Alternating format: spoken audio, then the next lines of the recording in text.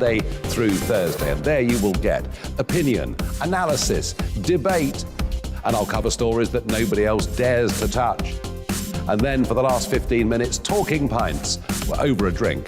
We have a civilised conversation with someone. We very often disagree, but we do it in a grown-up way. Come and join me on Farage.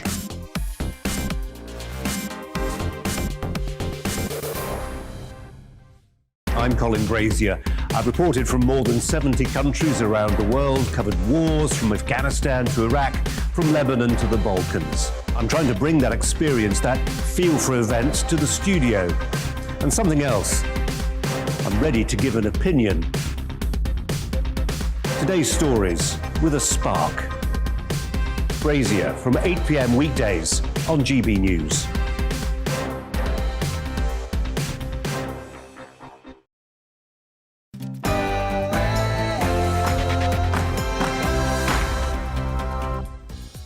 Very good morning. It has gone 9 o'clock. You're watching the briefing here on GB News.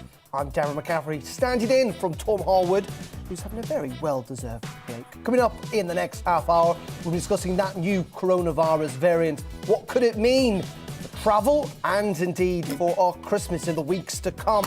Plus, we'll be in Scotland, where the SNP are having their annual conference. And is Keir Starmer about to reshuffle his shadow cabinet? We'll have all the rumours, that and much more. But first, at 9, here's the news with Rosie Wright.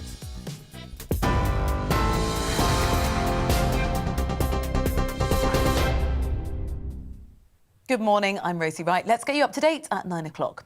6 cases of the COVID Omicron variant have been identified now in Scotland. That brings the total number of confirmed cases in the UK now to 9. New guidance on boosters is expected to be announced later as the country works to curb the spread of the virus. The World Health Organization says the variant has an unprecedented number of spike mutations, and that could impact the trajectory of the pandemic. Matthew Bates is an associate professor of microbiology. He told GB News he's worried about the number of mutations. Some evidence is of concern. So, for example, the very large number of mutations on this variant compared to previous ones in key areas such as the receptor binding domain of the spike protein, and also in regions of the spike that are involved in immunity. South Africa's president says he's deeply disappointed by the travel bans imposed by various countries following the discovery of the Omicron variant.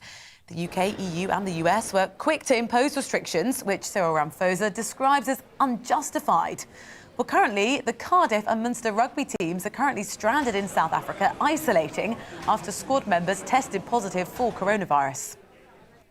The Home Secretary will hold urgent talks this week to try to address the migrant crisis. Priti Patel is going to speak to her European counterparts, hoping to establish a coordinated plan of action. But it's after she was excluded from talks in Calais to discuss the Channel crossings following the deaths of 27 people last week. France, Belgium, the Netherlands and the European Commission decided that a plane operated by the EU border agency Frontex will be deployed to help monitor coastlines from Wednesday. The sex trafficking trial of Gillane Maxwell is going to begin today in New York City.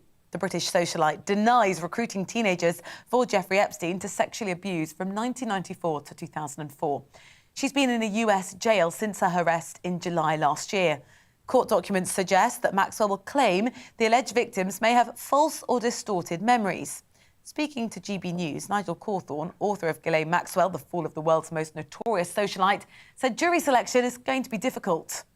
It's very difficult not to know about this. There's been documentaries made about this already, and a lot of it kind of assumes that she's guilty, and that's up for the decision of a trial, a jury, not you and I. A teenager is going to appear in court later, charged with the murder of a 12-year-old girl in Liverpool. Ava White was stabbed last Thursday in the city centre and died from what police described as catastrophic injuries. The 14-year-old boy, who can't be named for legal reasons, has also been charged with possession of a bladed article. Network Rail has issued a warning after teenagers were caught on CCTV doing handstands on a level crossing. The incident took place in Broxtowe in Nottinghamshire on a track used by trains that travel up to 80 miles per hour. Police say the girls showed blatant disregard for their own safety and others. Several other people were filmed standing or lying down on the track to take photographs. Prince Charles has arrived in Barbados to officially mark the removal of the Queen as the head of state. The Prince of Wales was greeted by a 21-gun salute and a military band. He'll attend a ceremony tomorrow to mark the Caribbean country's transition to a republic. He's expected to highlight the shared goals and enduring bonds between Barbados and the UK following its independence from Britain in 1966. Now, 61 people have begun their fourth day now stuck in a pub in the Yorkshire Dales. Staff and guests at the Tan Hill Inn have been snowed in since Storm Arwen hit the UK on Friday. They're waiting for a plough to clear their route out. The manager, Nicola Townsend, said they've made the best of it. Here, it's been a positive effect because it's brought people together. People have got to become friends, exchanging phone numbers. Charles, it's been a lovely experience. It's been like a party with friends. Everyone's got to know each other really well, and it's just been really good. You're up to date. I'll be back with the headlines in half an hour. For now, back to the briefing with Darren McCaffrey.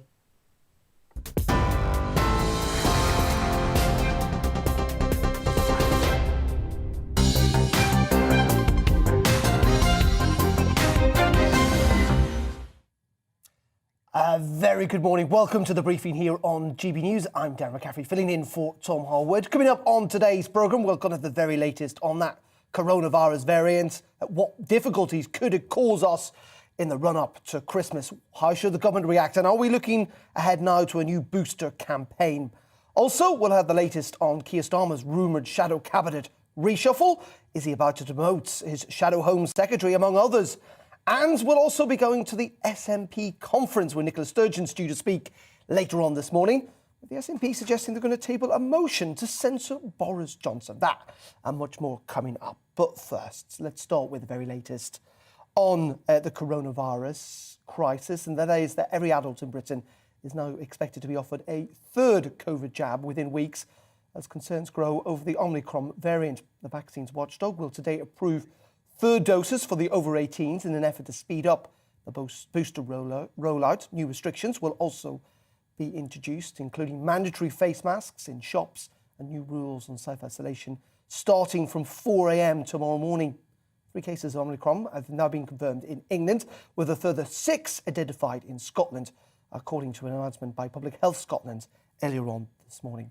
Well, here to unpack this all, delighted to say we're joined by Professor George Lomonosov, who is from the John Innes Centre, which uses microbiology to understand the assembly and properties of virus. Very good morning to you, George. Thank you very much for your time here on GB News. Just first of all, give us a sense of where we're at in terms of understanding this new variant. Clearly, people are saying it's going to take weeks for us to properly understand it. What do we know so far, though? Much of the information we have comes from genetic studies and the isolation of this detection of this new variant in South Africa or southern African countries. And that's just looking at the sequence of its genes, and particularly the spike protein, the gene which encodes that. And so we know about that information, and there's evidence from southern Africa that it seems to spread quite quickly. I believe, although I've not seen the data, that it's now the dominant strain in Johannesburg, but I think that'll need to be confirmed. So the worry is that it may actually spread more quickly than the currently widespread Delta variant. But at the moment, we're not sure whether it causes a more severe disease or not. But I guess the real $24,000 question, as it were, is whether it can escape neutralization by the vaccines, the antibodies produced by the vaccines. And that's why everyone's so worried about it, that it may be sufficiently different that it won't be recognized by the antibodies you've made as a result of vaccination. I think from one of the doctors who first identified this, that it might be possible that it's providing milder symptoms, which I think would be, of course, good news. On the vaccine efficacy, obviously that will still have to be worked out. But the sense now is, isn't it, that it is in this country, and if it is effectively as contagious as it looks like, it probably almost certainly will become the dominant strain here as well. Yes, I think that's right. I mean, it would be wonderful if it gives milder symptoms, so that's like an attenuated virus, because that would almost be a sort of natural form of immunity being given through infection. But obviously, if you have concomitant disease, you don't want that. But if it's a milder form, that would actually help. So, I mean, the issue is going to be, as you say, about if it's the number of cases detected in the UK. It is, as you say, likely to be here, and probably, quite difficult now to stop it coming into the country unless you can identify all the cases. And if it spreads quickly, again, the more rapidly spreading viruses tend to supplant the previous dominant strains. So we had the alpha strain, and then we had the delta, and it might now become the more dominant strain. Not just in this country, but in other countries as well. And that's one of those things you don't know that's going to happen until it happens. We are hearing this morning that it's almost certainly the government's going to roll out the booster programme to everyone over the age of 18. They may even cut the amount of time, mightn't they, George, by which you receive your third dose after your second dose. I think it's 6 months at the moment. How important is that? Will it help? I think it definitely will help. All the evidence is that the booster vaccines, the third dose, seems to be very effective at getting the levels of antibodies up. So, I mean, I think that's definitely a very good thing. I mean, I suppose that the caveat is, if it turns out, and that is a big if, the Omicron variant can escape vaccination to any great extent, that might not be as effective as it would otherwise be, but it's still definitely worth doing. Preventative measures the government are putting in place. Clearly, mask wearing is now going to become compulsory again in shops, public transport, not in pubs and restaurants, it must be said, in England. Actually putting England back into line with other parts of the UK, like Scotland, Wales and Northern Ireland.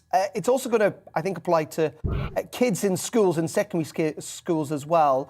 I suppose the big question is, from a kind of bit of a sceptical point of view here, it is on mask wearing in the sense that, the other nations of the UK have not got rid of mandatory mask wearing, yet it doesn't seem to have had that much of a curb on their case rate numbers. What does that tell us about what mask wearing might achieve here in England in the weeks to come? Yeah, I mean, on its own, it's just one of several measures or mitigation measures. I think there have been some extensive studies which were reported in the British Medical Journal, just looking at all the data, which suggests that it does make a difference in terms of limiting spread of the virus. But on its own, it's not a panacea.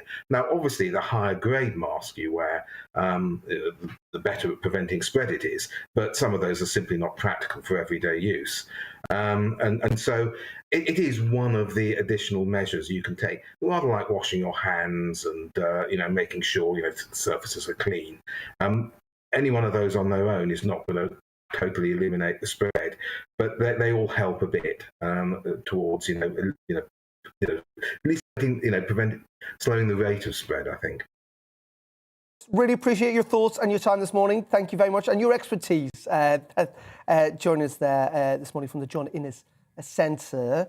Just to say that actually also this morning, John Swinney, who's the Deputy First Minister in Scotland, is saying that he's not aware that the people who have identified with the Omicron variant in Scotland, 6 of them this morning, had any travel history, which potentially shows a sign of community transmission there. That's not the case when it comes to the cases, the 3 identified so far in England. Well, let's stay in Scotland now, where the SNP is to table a motion over censure on the leadership of Prime Minister Boris Johnson at Westminster, insisting that he should be held to account for his disastrous actions and what they call chaotic governance. Well, the party's Westminster leader, Ian Blackford, told the SNP conference, which is taking place these days, that that Boris Johnson should be held to account. Well, for more on this, let's go live to our GBNews Scotland correspondent, Davy Donaldson, who joined us. Davy, very good morning to you.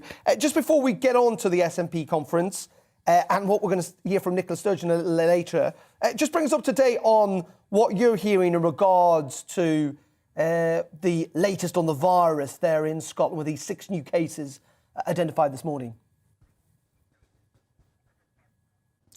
Yeah, that's right. 6 new cases, 4 in Lanarkshire and 2 in Greater Glasgow and Clyde areas, all in the west coast of Scotland at the moment. But we've just been hearing there, of course, that it's not linked to travel, which is even more worrying because obviously it's already in the community. So I think that's the biggest fear now. We will hear from Nicola Sturgeon shortly to get her thoughts on exactly her reaction to the news about the 6 cases. So we'll keep you up to date with that, of course. But yeah, I mean, seriously worrying times that so many cases in an area in the south and the west of Scotland have been found, and as yet we don't really know what the origin of those, other than it's understood that they have originated within the community, which I say, of course, is a greater worry because obviously we don't know how many people these other people have met. And in terms of track and trace, we'll have to see that. So, yeah, hugely worrying time, certainly for First Minister Nicola Sturgeon. Something else to deal with on top of being at the moment in the SNP annual conference, which I'm sure she was obviously looking to speak about other things. Obviously, one of those things would be travel restrictions. She's indicated that there may be changes there, and I would certainly suggest, given the 6 cases of Omicron virus that have been reported, that those will change pretty quickly. So, again, we just have to wait and see what Nicola Sturgeon's going to say, and we'll find out more within the next hour.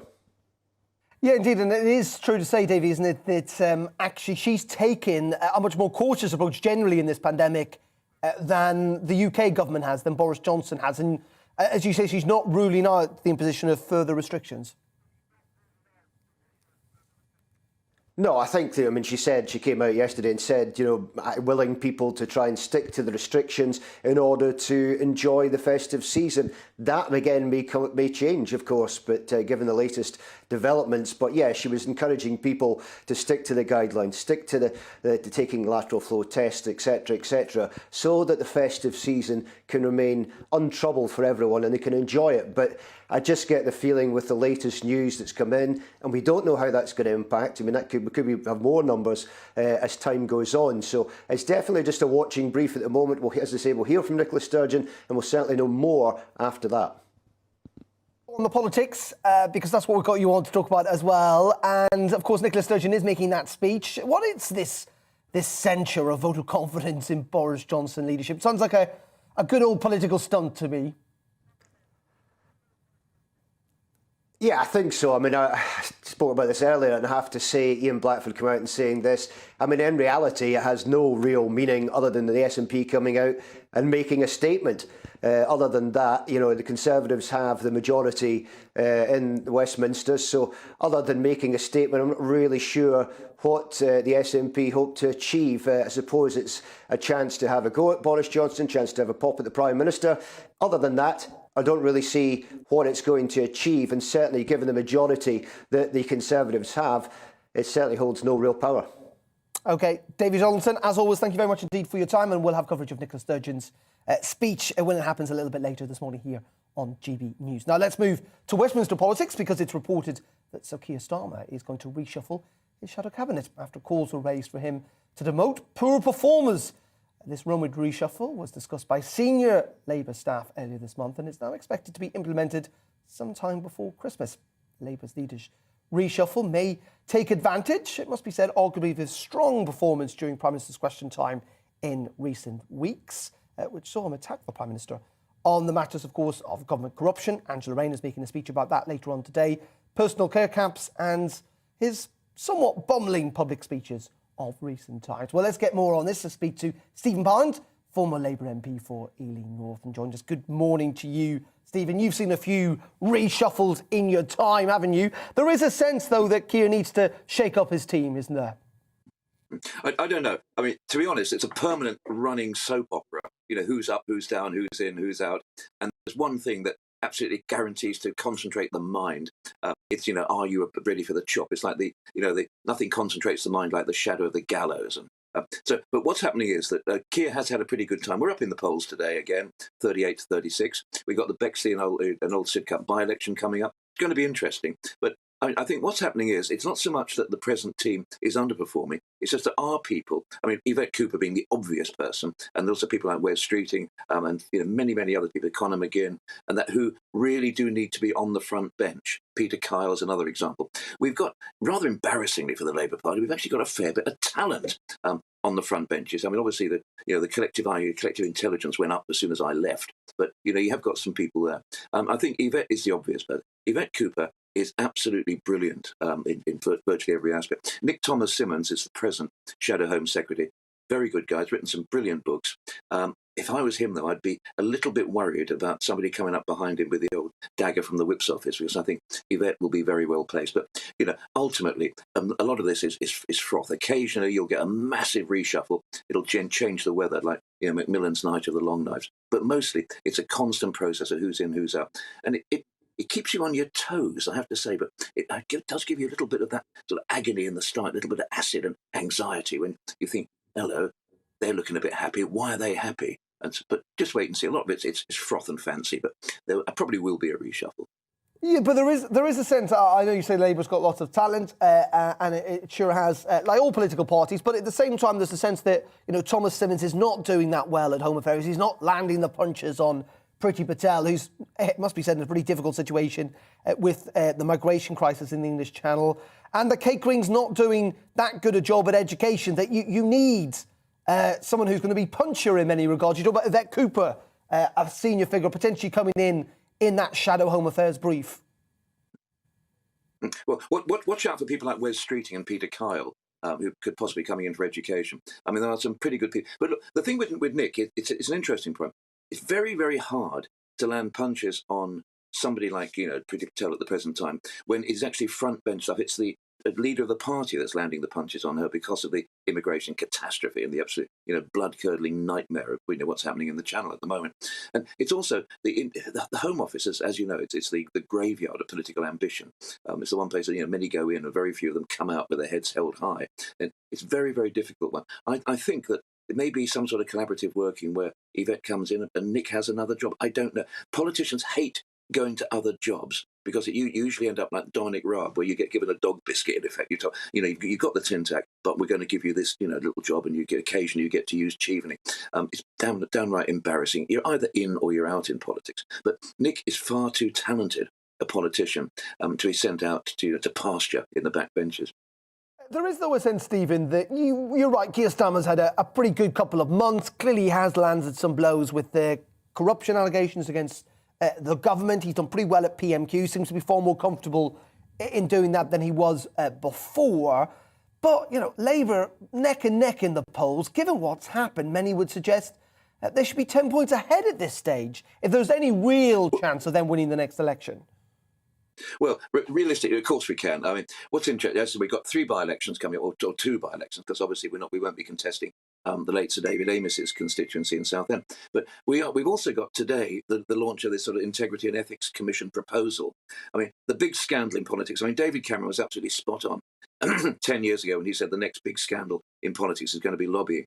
And what we're proposing today, and I think the Labour Party this will resonate with the public, is this revolving door at the present time where not just ministers, but most egregious of all, people like in the Ministry of Defence, where you can actually be a defence procurement official for 15, 20 years, walk out the door with a gold-plated pension and go straight to work for some, arms supplier or some supplier to the MOD on an enormous salary. So that is something that's going to really resonate with you. People are fed up with the idea of MPs and senior civil servants lining their pockets and using the expertise that they were paid for by the public to somehow go out and fill their boots. And I think that will make a big difference. As to when we can win the next election, I mean, God, you've been around the block a bit for one so young. I mean, you know and I know that parties tend to lose rather than other parties win. We're not in 1996, 97. We're not when Tony Blair was, 25, 30 points ahead in the polls. We're not there at the present time. But we are up. The Labour Party, we're on 38, 36 in most of the polls today. Of course we can win. But don't forget, Boris Johnson's options are closing in. Inflation is going to rise. I think that's absolutely inevitable. He cannot get a grip on the immigration crisis. The problem with the Omicron variant is going to be catastrophic for us in many ways. I really, really dread the idea of imposition of further restrictions, because I will go along with it because I'm a law-abiding citizen and I want to live. But a lot of people, who believe that Bill Gates is injecting something into your arm and he's going to control you, or that Rothschilds are going to, use his puppets, all that nonsense, they're going to get angry. We've seen riots. It's been Holland, most peaceful country, for God's sake. Holland, Belgium, Vienna in Austria. riots all over the place. All that's coming down the road. So Boris Johnson is actually standing. I mean, he may prefer to be in Peppa Pig world where everything is peaceful and quiet and the sun always shines, but in reality, he's on the tracks, almost like Thomas the Tank Engine, and something's coming down the road that's quite nasty. His options are narrowing. The Labour Party is in a good position. We certainly can win the next election. To be honest, any party can, or either of the two can win the next election. But I think we're in a better place. As to your substantive point right at the beginning, who's in, who's out, let's give it a week and see where we go. I think that there are some names that will surprise you. People you may know, but the public probably don't know a great, like Wes Streeting, like Peter Kyle, like Conor McGinn. I mean, watch Conor McGinn. Watch Lucy Powell. Watch Rachel Reeves. These are the future of the Labour Party. And I say that from the perspective of one who is indisputably the past of the Labour Party. Well, a very well-read, I think it's fair to say, looking at that bookshelf behind you, Stephen Parr. And then you've got to mention the one character apparently Boris Johnson, according to the public, is most like, and that is Homer Simpson, according to a poll this morning. Thank you very much indeed, Stephen Parr, former Labour MP, joining us there. Well, we touched upon it, didn't we, a little bit. That is, of course, the continuing challenge the government is facing when it comes to migration across the English Channel. And France's Interior Minister has come out to say that his country is ready for a serious discussion with the UK on the migrant crisis, but will not be, quote, held ransom by Britain's domestic politics and finding a solution to what is happening in the English Channel. France held a meeting with European officials following the deaths of 27 people last week. The UK's invitation, however, was withheld. The disinvite comes after the French President Emmanuel Macron reacted angrily to a Boris Johnson tweet of a public letter to France. The letter called for France to take back migrants who had reached the UK. Well, earlier on the Great British Breakfast, we spoke to Alf Mammoth, who is the chairman of Migration Watch UK, and Simon and Rosie Bergambe asking him what he made of the first indications coming out of that meeting that was held yesterday. It will help. I hope that they're serious about it. I hope they do it properly. So far, I'm afraid the evidence is that they haven't really been that successful with that particular ploy. I tend to think that that is not really going to be ultimately the solution, that trying to stop them will help, as I say. But in the end, while they can cross the channel and do it with relative ease, notwithstanding the tragic, sad events of last week, while they can do that, I'm afraid they will find ways around it. The only solution ultimately will be to show that that doesn't work, that people who cross the channel in this way will not be allowed to stay. Until you can make that clear and get that accepted, I'm afraid they will continue to come. Just something that I saw over the weekend that you may have as well. There was a note from the French border police which contains the following. The high success rate of these boats has created a magnetic effect, helping gangs lure migrants to Calais with the promise of onward travel to Britain. And then local police go on to say that many of the migrants are offered free passage in exchange for agreeing to work for these networks, these traffickers, these gangsters, really. That is serious, and that is very worrying. But I agree. The fact is that at the moment, it's all too easy to get here. There are many, many genuine refugees, genuine people who are genuinely seeking asylum. That's not necessarily all those who choose to get into the UK. And what I've seen over the weekend suggests that a lot of those who were coming over here who lost their lives were actually looking for a better life. And why wouldn't they? But that is not asylum seekers. That is people who are migrants by any other name. So yes, there is a way of doing it, and I outlined it at the outset. What we've got to do is say to people, no, you can't stay here. But there are ways whereby people can come here legally. We already take thousands of people and have taken thousands of people. We've taken them from Iraq, from Syria. We are taking them from Afghanistan. And anyone who is a genuine refugee can claim even after they get here, and many do, frankly, not those crossing the channel, but they do arrive by air, they do arrive legally, and then claim asylum. So it's not as if we're not taking in asylum seekers. We are, huge numbers, but this is not the way to do it, taking them in because they choose to cross the channel and make it over here. The French Home Affairs Minister cancels Priti Patel. That's really, in some respects, perversely amusing. But the fact is that no individual country, I think, is going to solve this problem. We've got to work together. I do agree there. I think that the EU could certainly do a great deal more with regard to those entering the EU. France could do more about those actually crossing from wherever into France. At the moment, once you enter the EU, you can go around 26 other countries freely because of this Schengen zone, which frankly has been a disaster for immigration control, as far as I'm concerned. And we were never part of it, but nevertheless, we suffered the consequences for many years of this ridiculous way of saying that once you are into the EU, you can go anywhere you like. I'm afraid that doesn't work. It may work in 50 years' time, but it doesn't work now. At the moment, there's got to be controls, national controls at every border, but especially with regard to the EU at their external borders, which are so porous at the moment, it is ridiculous. And those talks, of course, between UK and French officials are due to continue this week. OK, that is it from the briefing for this morning.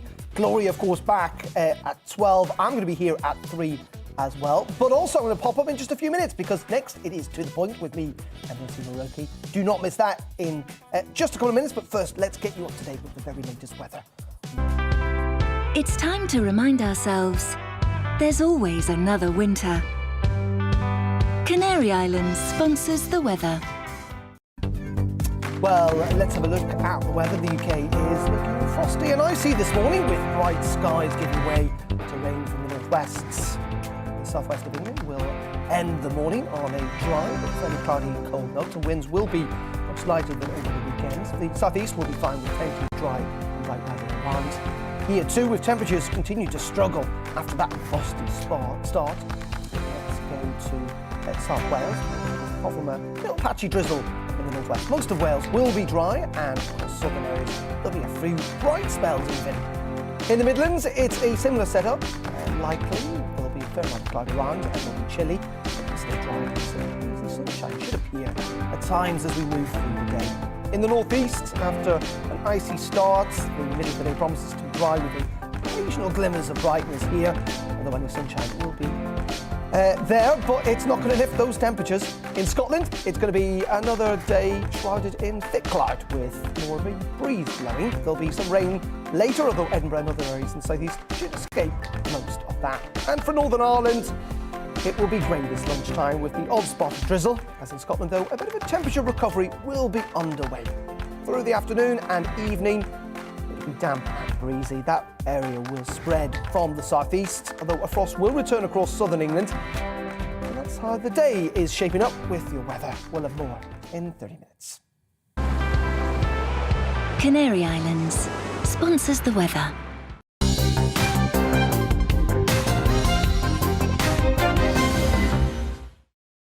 You're watching GB News live across the UK and the world on our digital stream. GB News is Britain's news channel. We are the UK's home of discussion and debate from all perspectives. We are here for you. Don't forget to join our YouTube community by clicking on that subscribe button. And if you want the GB News app, you can click and catch up on programmes anytime. We love to hear from you, so email us. gbviews@gbnews.uk. Thanks for being part of the GB News family. My name is Andrew Doyle. Join me every Sunday evening at 7 p.m. for Free Speech Nation. This is a show where we address current affairs and news stories of the week with the help of two wonderful comedian panellists. I brought in comics because I want to give it a lighter edge, and also they work for less. See you there.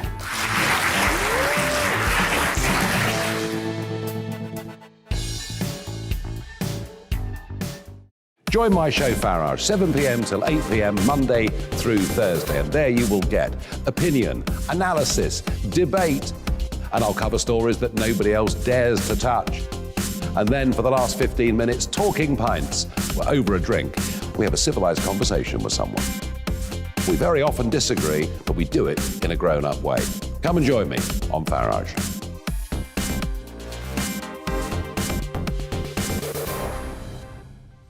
I'm Colin Brazier. I've reported from more than 70 countries around the world, covered wars from Afghanistan to Iraq, from Lebanon to the Balkans. I'm trying to bring that experience, that feel for events, to the studio. And something else. I'm ready to give an opinion. Today's stories with a spark. Brazier from 8 p.m. weekdays on GB News.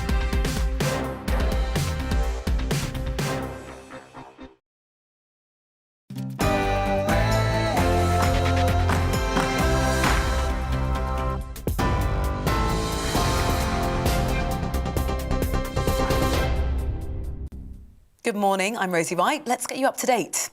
6 cases of the COVID Omicron variant have been identified now in Scotland, and that brings the total number of confirmed cases in the UK to 9. New guidance on boosters is expected to be announced later as the country works to try to curb the spread of the virus. The Home Secretary is going to hold urgent talks this week to try to address the migrant crisis. It's after Priti Patel was excluded from talks in Calais to discuss the Channel crossings following the deaths of 27 people last week. A plane that's operated by the EU border agency Frontex is going to be deployed to help monitor coastlines from Wednesday. The sex trafficking trial of Gillane Maxwell is due to begin in New York City today. The British Socialite denies recruiting teenagers for Jeffrey Epstein to sexually abuse people from 1994 to 2004. She's been in a US jail since her arrest in July of last year. Network Rail has issued a warning after teenagers were caught on CCTV doing handstands on a level crossing. The incident took place in Broxtowe in Nottinghamshire on a track used by trains that travel up to 80 miles per hour.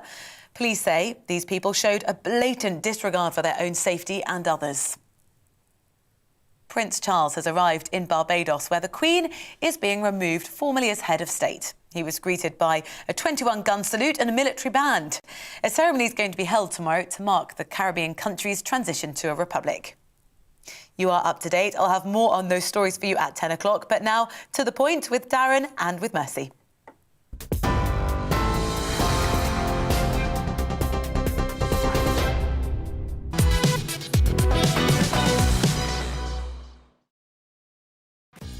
Good morning, you're watching To The Point on GB News with me, Mercy Moroki, and Darren McCaffrey as well, standing in, of course, for Patrick Christie's. And we're here with you until midday with the day's top stories and a discussion and opinion on the issues that matter to you. So here's what's on the menu today. Yeah, we're going to be talking about the Omicron crisis. Over 18s going to be offered booster jabs as ministers scramble to try and save Christmas.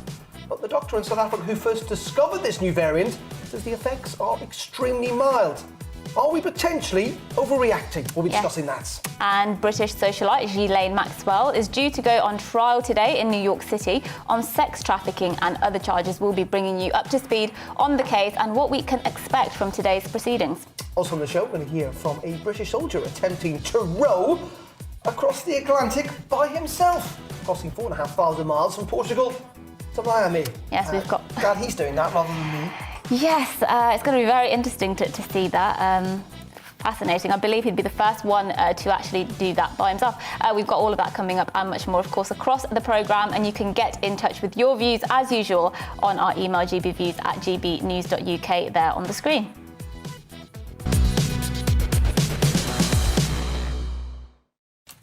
Yeah, very good morning. Thank you very much for your company on this Monday. Now, the high-profile trial of Ghislaine Maxwell, the ex-girlfriend of the convicted sex offender Jeffrey Epstein, begins in New York today. The daughter of the British media mogul, Robert Maxwell, is accused of multiple charges relating to sex trafficking. She denies all charges. Our reporter Alice Porter has been looking at the background to this case. How did a British socialite end up on trial in the US on multiple charges relating to sex trafficking? The case all goes back to Ghislaine Maxwell's relationship with disgraced financier Jeffrey Epstein. She was his girlfriend and employee during the 90s, and as such, she procured services for him. The question is, did she also recruit and groom underage girls for Epstein to sexually abuse? One of the women who has accused Ms. Maxwell is Virginia Giuffre. She alleges she was recruited for the purpose of being trafficked, and Ms. Maxwell trained her as a sex slave. Prosecutors have chosen not to bring charges against Ms. Maxwell in connection with Virginia Giuffre. Today we announced charges against Gillane Maxwell for helping Jeffrey Epstein. But the allegation of Ms. Maxwell being an active participant in the alleged abuse is something which the US Attorney for the Southern District of New York argued when she announced charges after Ms. Maxwell was arrested last year. Maxwell was among Epstein's closest associates and helped him exploit girls who were as young as 14 years old. Maxwell played a critical role in helping Epstein to identify, befriend, and groom minor victims for abuse. In some cases, Maxwell participated in the abuse herself. But Ms. Maxwell denies all charges.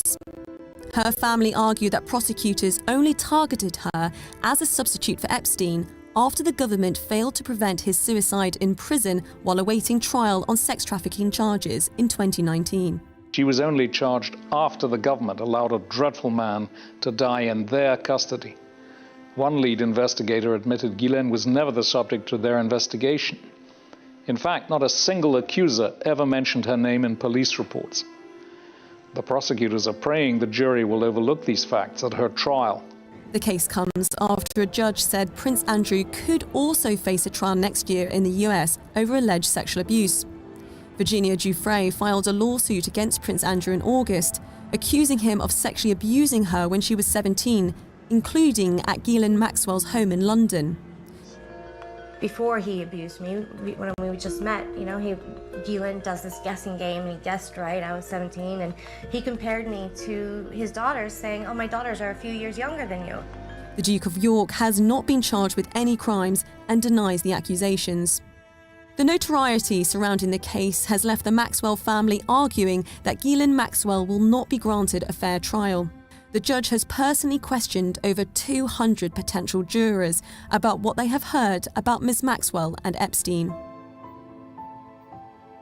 Here, what we've seen is that the parties and Judge Nathan have crafted an extensive questionnaire. There will be in-depth voir dire of individual jurors.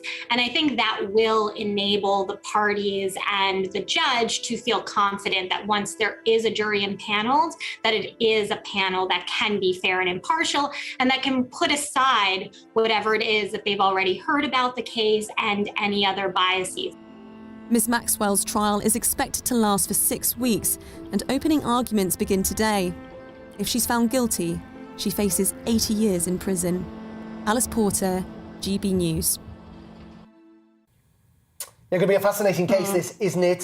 Certainly going to dominate the news for the next couple of weeks and months to come. Of course, Ghislaine Maxwell has been in prison complaining about the conditions that she's faced. That's right, yeah. Rats and all sorts of stuff. Yeah. But, this is going to be an absolutely fascinating trial that's going to focus on a whole load of other issues away from just the allegations that... Absolutely, and of course Jeffrey Epstein died in prison, didn't he? And there was lots of speculation, perhaps some conspiracy theories whirling around there because of their connections to some very powerful people. So lots of people will be watching this trial, I suppose, to see what details are revealed and what might become revealed that might affect some very powerful people they knew. Indeed, yeah, it's definitely going to be the trial of the year, no doubt about that.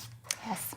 OK, should we take a quick break? Yes, indeed. And coming up, our South East of England reporter Ellie Costello will be joining us in the studio to discuss one veteran's heroic pledge to row the Atlantic Ocean. That's what we were talking about a bit earlier, but we'll bring you that after the break.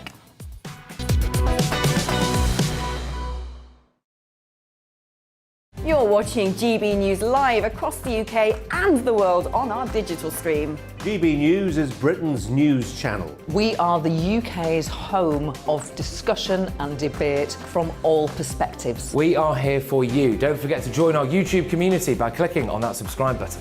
And if you want the GB News app, you can click and catch up on programmes anytime. We love to hear from you, so email us. gbviews@gbnews.uk. Thanks for being part of the GB News family. My name is Andrew Doyle. Join me every Sunday evening at 7 p.m. for Free Speech Nation. This is a show where we address current affairs and news stories of the week with the help of two wonderful comedian panellists. I brought in comics because I want to give it a lighter edge, and also they work for less. See you there.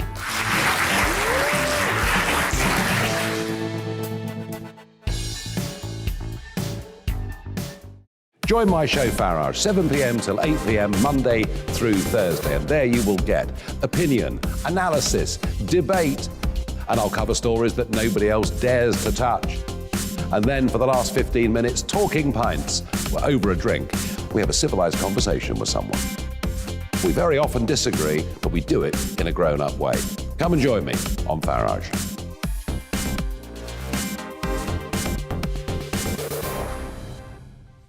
I'm Colin Brazier. I've reported from more than 70 countries around the world, covered wars from Afghanistan to Iraq, from Lebanon to the Balkans. I'm trying to bring that experience, that feel for events, to the studio.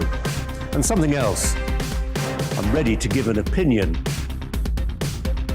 Today's stories with a spark. Brazier from 8 p.m. weekdays on GB News.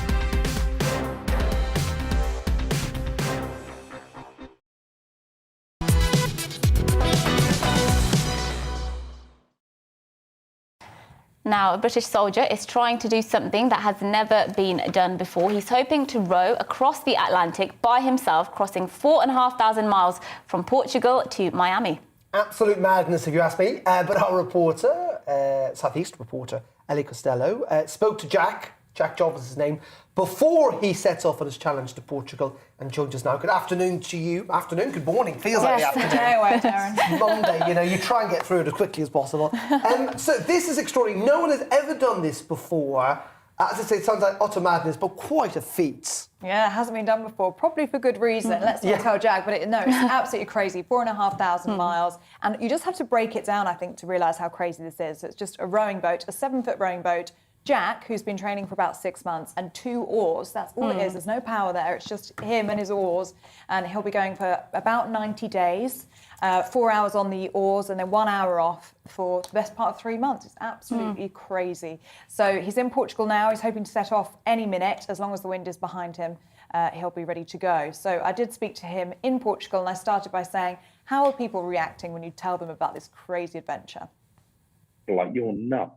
And, the more people say that and call me like mental or lunatic, I sort of think maybe I'm a little bit different, a bit strange, a little bit odd. 4,500 nautical miles. For people who don't know, how is this challenge going to work, and what's it going to look like day to day?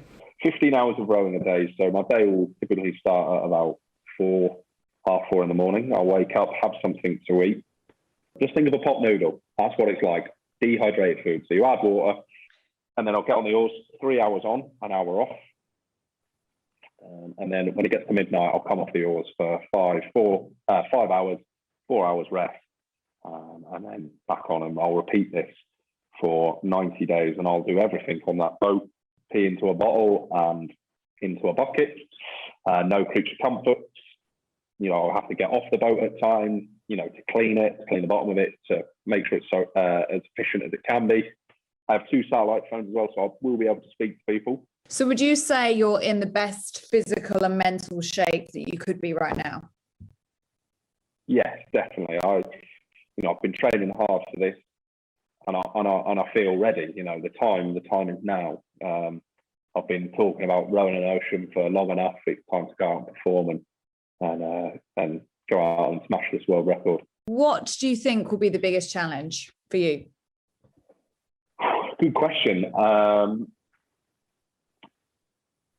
would probably say I'd probably, missing my family. What really set me off was my little brother, and he was like, so proud of you, think you're mental, and you're the best brother that anyone could ask for. And I remember being on the boat in my cabin. No, I wasn't even in my cabin. I was on the deck, and I was like, someone cutting onions around here. Jesus, it meant a lot to me. But it's going to be tough, and I will miss them. But it's only for 90 days. That will fly by, and I'm doing this to raise money in memory of my granddad and to make my family proud. So, I try and draw on that to. Not for it to be a burden, for it to give me energy, for it to give me, fill me with drive. Oh, Jack, that is so lovely. Such a challenging road, all the things that could go wrong, and your biggest challenge is missing your family. That is so nice. Really, really lovely. Yeah. How are your family feeling? You touched upon it there. I bet your mum's really scared for you. Oh, yeah. My mum is not... she's worrying. Let's just put it that way. Yeah, she's worrying. But I always tell her the boat's well made. I've had a really good team behind me. So I tell her I'm in safe hands. I just want to say, people, please follow on the socials. United We Conquer. On there there'll be the tracking link, so people can track me every day, see how I'm getting on. And I really appreciate the support. And thank you so much, because it really does bring a smile to my face. Well, that's extraordinary. Now, tell us more about this. So Tom McLean was actually the first man to row across the Atlantic from west to east. So tell us what Jack is going to do here to break and set a new record. Yeah, so Jack Jarvis is a British soldier. He's been a soldier for 12 years. He thinks that's not enough of a challenge. I'm now going to do something that's never been done before. So it's the route that has never been done before. Nobody has ever rowed solo from Portugal to Miami. So 4,500 nautical miles. He's going to be doing that completely unsupported. So it's never been done before, and it's going to be very, very challenging. So what happens if something goes wrong then? I mean, if he's unsupported, that's quite a big risk, isn't it? Yeah, it's just Jack and a satellite phone. So if anything goes wrong, you probably just saw in the video there, you've got a little cabin at the front and back of that rowing boat. So one is the kitchen and another one is his bedroom. If anything goes wrong, he just has to literally lock himself in the cabin and just wait until it all blows over. Yeah. So, sometimes you get those waves that are 12 foot tall. He'll just have to sit it out. Yeah, what does he feel about all of this? Because what does he think about the level of risk that is involved? Because, without wanting to dampen the mood, there is a real prospect that something very awful could happen to him. Yeah, and he does say he's almost been so excited for the challenge he hasn't sat down and thought about it. But this week he said his mindset has completely changed. He started to really think about the realities. He was even explaining to me that obviously spending 3 months in the water, barnacles are going to attach themselves to the bottom of his boat, and that will slow him down. So he will need to get off the boat, swim underneath it in the middle of the Atlantic Ocean, knock off all those barnacles, and then climb back onto the boat. So even something as simple as cleaning your own boat unsupported, it's really, really dangerous. So it's a massive, massive challenge, a really important cause. He's doing it for Brains Trust charity, which works really closely with people on the South Coast. He actually lost his grandfather to a brain tumour in 2007. So it's a cause really, really close to his heart. And he's hoping to raise £500,000 for that charity. I think he's raised about £5,000 so far. So he's still got a little while to go. But apparently with these things, you do raise it whilst you're actually obviously taking part. Is that like not the worst? I don't know. The worst time of the year? Is it not better to go on like the spring or summer? No? That's what I said. I was like, December in the Atlantic, are you mad? But apparently that is, in nautical terms, a really good time to do the Atlantic this direction. And I think Portugal is a little bit warmer than where we are right now. And if people want to donate to his cause, how can they do that? Fantastic cause, yes. United We Conquer on Instagram and on Twitter if you want to donate. And there's also going to be a tracking link on there as well. So hopefully Jack will set off in the next few days. Once the wind is behind him, they can push off. I'm being told that's the technical speak for literally pushing their own boat out into the port. And they can track him and keep in contact with him over the next 3 months. Wow, fantastic. Good on him. Of course, wish him all the best, absolutely, and hope he manages to raise and beat his £5 million target there. Ellie, thank you very much indeed. Ellie Costello there with that mad, but very, very admirable challenge. Yeah. OK, let's bring you up to date with another story today, which involves Whitehall and civil servants. They are banning people from speaking who have got an anti-government bias. Apparently, in the latest clampdown on woke them in Whitehall. Potential speakers will now have their social media scarred by event organisers. With bans should they be found to be too critical of Boris Johnson's government and compromise Whitehall's neutrality. Yes, well, Cambridge Post-Colonial Studies academic Priyantha Gopal was one such speaker who was disinvited from Whitehall after she tweeted against Home Secretary Priti Patel. The tweet said Patel's attitude in government is a reminder that many Asians in British Africa had ferociously anti-black attitudes and were used by colonial administrators to keep black populations in place. So many people will be questioning all of this. People will be saying, hang on a second, neutrality involves hearing all sides of the debate, even if you don't like it. Many people will see it as clamping down on people who are critical of the government. Yeah, indeed. And I'm sure there'll be a backlash against that backlash in many regards. Now, on to a different story that actually, in some ways, I'm quite envious of. Dozens of customers are waking up to the fourth day in Britain's highest pub, trapped after a heavy snowfall. It meant they couldn't leave on Friday night. Yes, Storm Arwen left nearly 1 metre of snow outside the Tan Hill Inn in the Yorkshire Dales, with heavy snow and damage to the power cables, making the roads unusable. However, manager Nicola Townsend insists that everyone is actually really quite happy. Well, I bet they are. And apparently they remain in good spirits, with one guest wishing to never leave. And who would want to leave if you were trapped? That is the best place to be snowed in, surely. No, definitely. I mean, first of all, I don't know if we can get the pictures back up again. It looks incredibly pretty.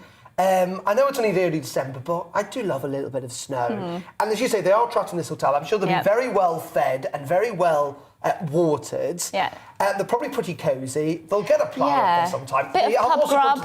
They also have gone to the highest pub in the country in December or November. They must have thought, you know... Maybe they were secretly hoping that this would happen. There's a lot of snow, though. That's a lot of snow. Just as long as they've got pub grub and plenty of drink to get them by them. I don't see the problem. I once got trapped actually in a storm in a pub for a couple of days, a couple of years ago on the west coast of Ireland. We had no electricity. It was all candles, but the food was cooked on a proper stove. Oh, that is lovely. It was very nice. Yes, it was very, I don't doubt it at I have all. to say, I don't feel terribly sorry for you. Neither do I. Absolutely not. Envious.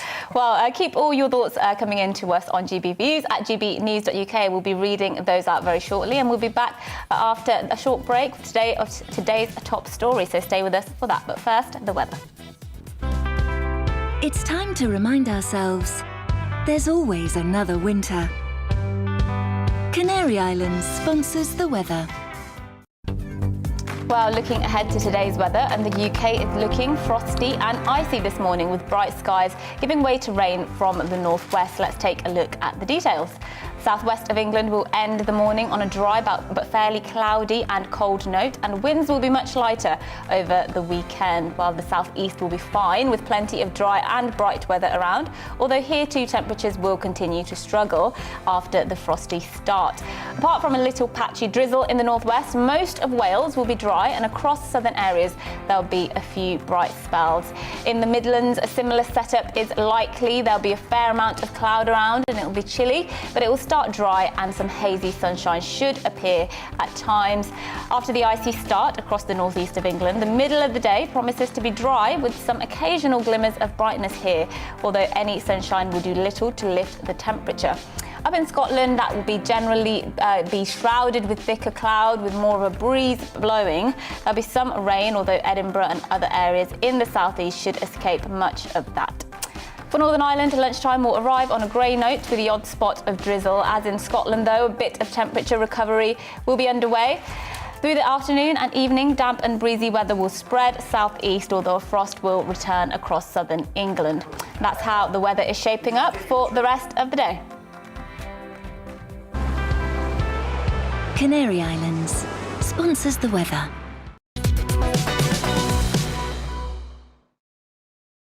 You're watching GB News live across the UK and the world on our digital stream. GB News is Britain's news channel. We are the UK's home of discussion and debate from all perspectives. We are here for you. Don't forget to join our YouTube community by clicking on that subscribe button. And if you want the GB News app, you can click and catch up on programmes anytime. We love to hear from you, so email us. gbviews@gbnews.uk. Thanks for being part of the GB News family. My name is Andrew Doyle. Join me every Sunday evening at 7 p.m. for Free Speech Nation. This is a show where we address current affairs and news stories of the week with the help of two wonderful comedian panellists. I brought in comics because I want to give it a lighter edge, and also they work for less. See you there.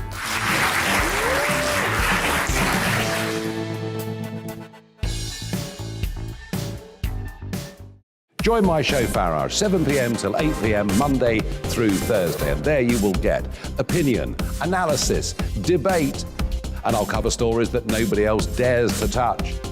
And then for the last 15 minutes, talking pints. We're over a drink. We have a civilized conversation with someone. We very often disagree, but we do it in a grown-up way. Come and join me on Farage.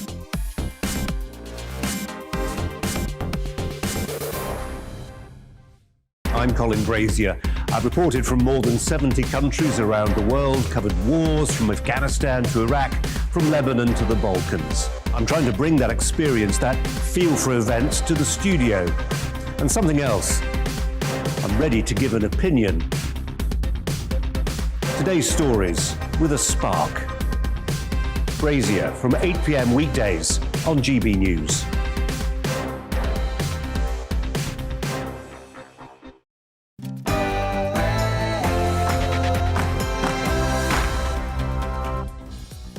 Very good morning. It is 10 a.m. You're watching To The Point on GB News. Not with Patrick Christie's. He's having a very, very good morning, Monday morning off. Yeah. Having worked very hard over the weekend. So Yeah. you've got me, Darren McCaffrey, and Mercy Muroki through until 12. We're here with all the top stories and opinion and debate on the big issues of the day. Yes, and make sure you get in touch with your views, as usual, gbviews at gbnews.uk, the email there on the screen, and we will be reading those out very shortly and throughout the show. But first, let's give you the latest news.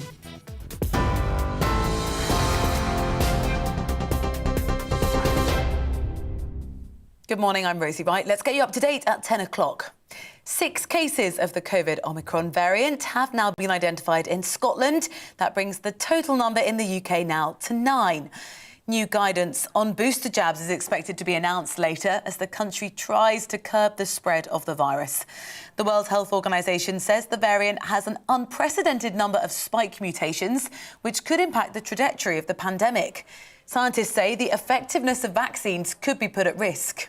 You know, there is some evidence that is of concern. So, for example, the very large number of mutations on this variant compared to previous ones in key areas such as the receptor binding domain of the spike protein, and also in regions of the spike that are involved in immunity where antibodies bind to fight against the.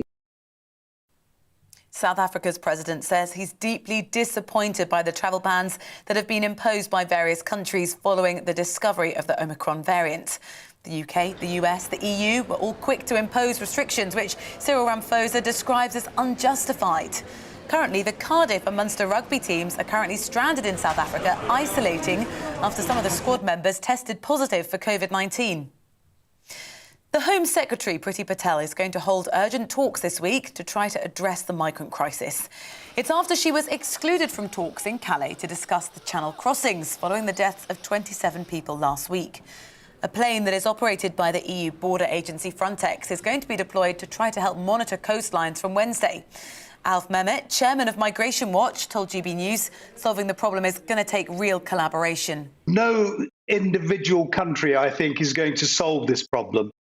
We've got to work together. I do agree there. The EU could certainly do a great deal more with regard to those entering the EU. France could do more about those actually crossing from wherever into France. There's got to be controls, national controls at every border. The sex trafficking trial of Ghislaine Maxwell is set to begin today in New York City. The British Socialite denies recruiting teenagers for Jeffrey Epstein to sexually abuse from 1994 to 2004. Well, she's been in a US jail since her arrest in July last year. Court documents suggest that Maxwell will claim the alleged victims may have false or distorted memories. Speaking to GB News, Nigel Cawthorne, author of Ghislaine Maxwell, The Fall of the World's Most Notorious Socialite, said jury selection wasn't going to be easy. It's very difficult not to know about this. There's been documentaries made about this already, and a lot of it kind of assumes that she's guilty, and that's up for the decision of a trial, a jury, not you and I. A teenager will appear in court later, charged with the murder of a 12-year-old girl in Liverpool. Ava White was stabbed last Thursday in the city centre and died from what police described as catastrophic injuries. The 14-year-old boy, who can't be named for legal reasons, has also been charged with possession of a bladed article. Network Rail have issued a warning after teenagers were caught on CCTV doing headstands on a level crossing. The incident took place in Broxtowe in Nottinghamshire on a track used by trains travelling up to 80 miles per hour. Police say the girls showed a blatant disregard for their own safety and of others. Several other people were filmed standing or lying down on the track to take photographs. Prince Charles has arrived in Barbados to officially mark the removal of the Queen as head of state. The Prince of Wales was greeted by a 21-gun salute and a military band. He'll attend a ceremony tomorrow to mark the Caribbean country's transition to a republic. He's expected to highlight the shared goals and enduring bonds between Barbados and the UK following its independence from Britain in 1966. Now, 61 people have begun another day stuck in a pub in the Yorkshire Dales. Staff and guests at the Tanhill Inn have been snowed in since Storm Armwin hit the UK on Friday. They're waiting for a plough to clear their route out. Well, the manager, Nicola Townsend, said they've made the best of it. Here, it's been a positive effect because it's brought people together. People have got to become friends, exchanging phone numbers. It's been a lovely experience. It's been like a party with friends. Everyone's got to know each other really well, and it's just been really good. You are right up to date here on GB News. I'll have the latest headlines for you in half an hour. But right now, back to the point.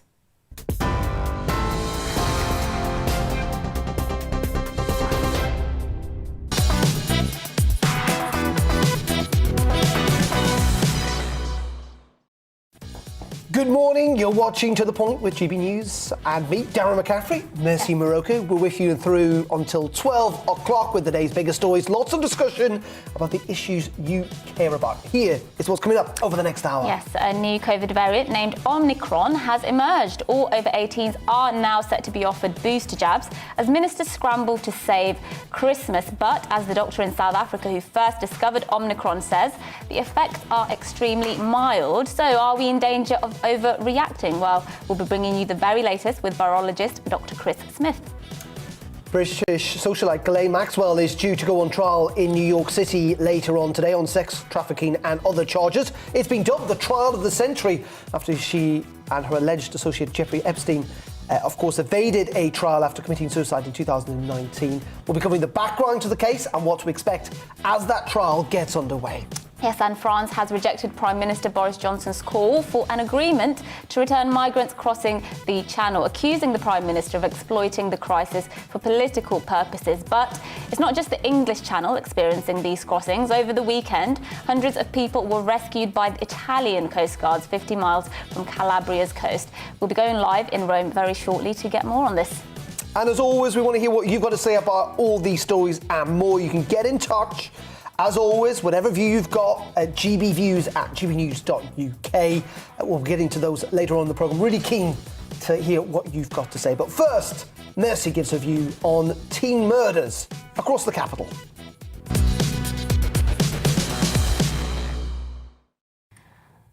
The latest deadly stabbing of a teenager in London has brought the number of teen stabbings and shootings this year to 27 in our nation's capital.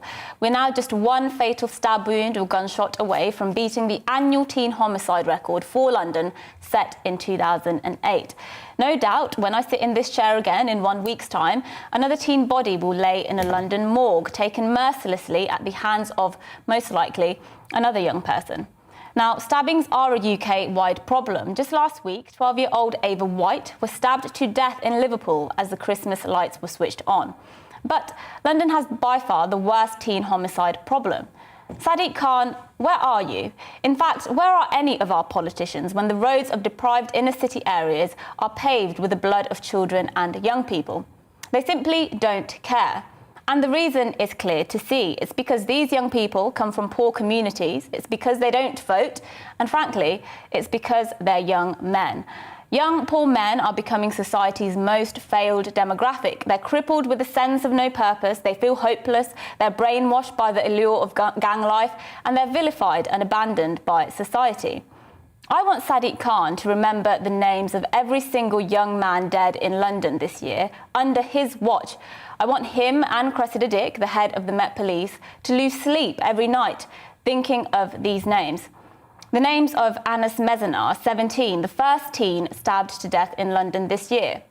Romario Opia, 15, Hani Solomon, 18, Dracon Patterson, 16, Ahmed Becker, 19, Ty Jordan O'Donnell, 19, Mazaza Owusu Mensah, 18, Nikolai Vandev, 19, Hussein Chowdhury, 18, Levi Ernest Morrison, 17, Abu Bakar Jar, 18, Daniel Lascos, 16, Taylor Cox, 19, Donaldo Samuels Brooks, 17, Alex Ajanaku, 18, Hazrat Wali, 18, Jalan Woods Bell, 15, Cameron Khalid, 18, Tashawn Watt, 19, Cameron Smith, 16, Tamim Ian Habamima, 15, Keen Flynn Harling, 16, Damari Omari Roy, 16, Stelios Avacu, 16, Rishmeet Singh, 16.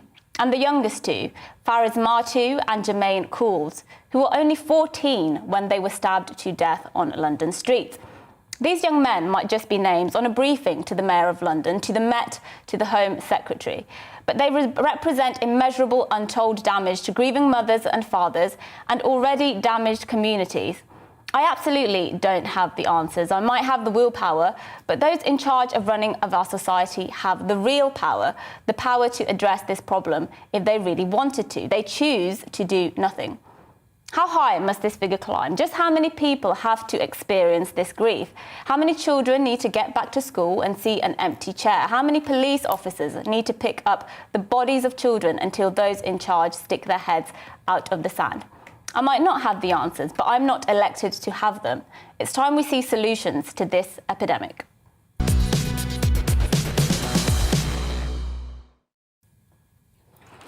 Yes. They're really, really distressing, isn't it? And as you've rightly pointed out, actually, these names are forgotten. They're not remembered. No one, outside of actually the local families, communities know who they are. We've almost got to the point where actually they're not even necessarily massively reported on because it's become so common. Yeah, absolutely. And it's not, look, we'd be sort of kidding ourselves if we thought we could solve the issue of knife crime. And it's not just knife crime, it's shootings as well.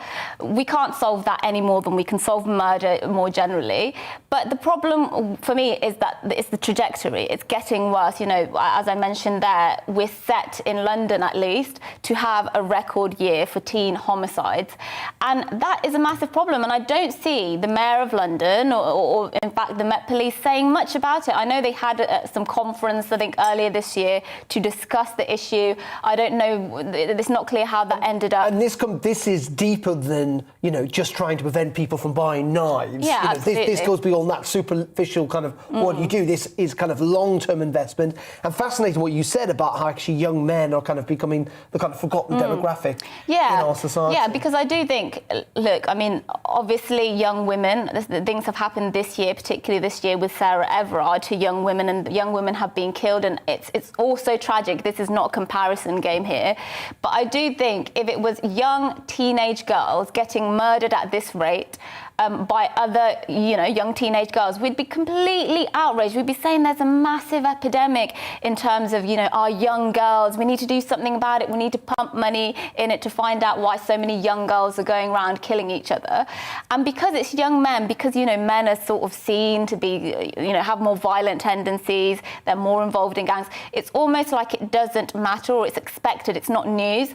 And, I just think we need to behave as we would if these were young girls. And is this not entirely, but almost certainly connected to socio-economic situation? This is also a big, big link with poverty. Absolutely. Go to a couple of your views. Ellen has said if the police were allowed to do their job, then this problem would be solved. Stop and search worked. That's a good point. But as we know, as you mentioned there, it's not just about catching the knives. There's a much deeper problem at play there. We also have some stories before we move on. Sorry, a couple of views on the story we brought you earlier about a man who's a British man who's trying to cross the Atlantic solo from Portugal to Miami. He's the first man to actually do this solo on this route. Mark makes a good point here. He says, what if the USA imposed a ban on people arriving to the country due to Omicron before the Portugal to Miami rower gets there? Which is a good point, actually. He says he won't be happy, and that's true. And Janet has also emailed in. I think to be fair, I think that might be the least of his worries, considering you're doing this. Dying in the Atlantic and getting eaten by sharks might be on top of that. But the whole story, says Janet, reminded me of British tenacity, eccentricity, and bravery, and a very interesting English story, prevented by proud British people. So a nice comment from Janet. We do wish him well. We do wish him well. Okay, let's move on to the other big story today, of course, which is what's happening with this new variant that we're dealing with. And adults across the country are set to be offered a third COVID jab within weeks as concern grows around the new coronavirus variant named Omicron. New restrictions are also to be introduced, we know, from 4 a.m. tomorrow morning. They include mandatory face masks in things like shops and on public transport, and new self-isolation rules. When you are arriving into the UK, you now need to do a test on day 2, which you've always had to do, but you have to self-isolate before you get your results. Yes, and this comes off the back of 3 cases of the Omicron variant, which have been confirmed in England, and a further 6 cases have been reported in Scotland this morning. So this will be concerning to many virologists. And we can actually speak to a virologist now, Dr. Chris Smith, who's a consultant virologist and lecturer based at Cambridge University. And he's also the presenter of the Naked Scientist podcast. This new variant, this feels like Groundhog Day to many people. And many people will be saying, well, this was inevitable. This virus mutates, viruses mutate. So should we really be concerned about this? Aren't we over-exaggerating in terms of the risk? What would you say to that? Good morning. Well, at the moment, it's very early days, and what measures have been put in place are a compromise between no reaction and overreaction, we hope, while we learn, because what we do have is a massive gap in our knowledge. We know that we have detected this variant. We know that it's spreading in southern Africa, but what we don't know is what will it do when it meets the vaccine here in the UK? What will it do when it meets the population here in the UK? Because one must be very cautious about extrapolating a very different demographic, a very different profile of people who are being infected with different age range and a different vaccination profile in southern Africa compared to a country like the UK. So that's why a cautionary approach has been taken to start with, while we learn the key things about the behaviour of this virus. Will it really translate into something highly transmissible, capable of swerving around our vaccination that we've administered to people, or will it just translate into a dead end for the virus and disappear? Fascinating, isn't it, though, Chris, that we heard from the doctor yesterday in South Africa, who's the first doctor, I think, to have, or one of the first doctors to have noticed this new variant, suggesting that so far, actually, he's only seeing mild symptoms. But you're right, that might be skewed by the demographic he is examining. But there is potentially, actually, the expectation that it might not all be bad news, this new variant, even if we are being cautious because we don't know that much already. Yeah, the difference in the makeup of the people who are catching this in southern Africa at the moment, chiefly it's a younger population for various reasons. It's a less vaccinated population, about 25 to 30% vaccine uptake in the groups of people who are catching it in South Africa.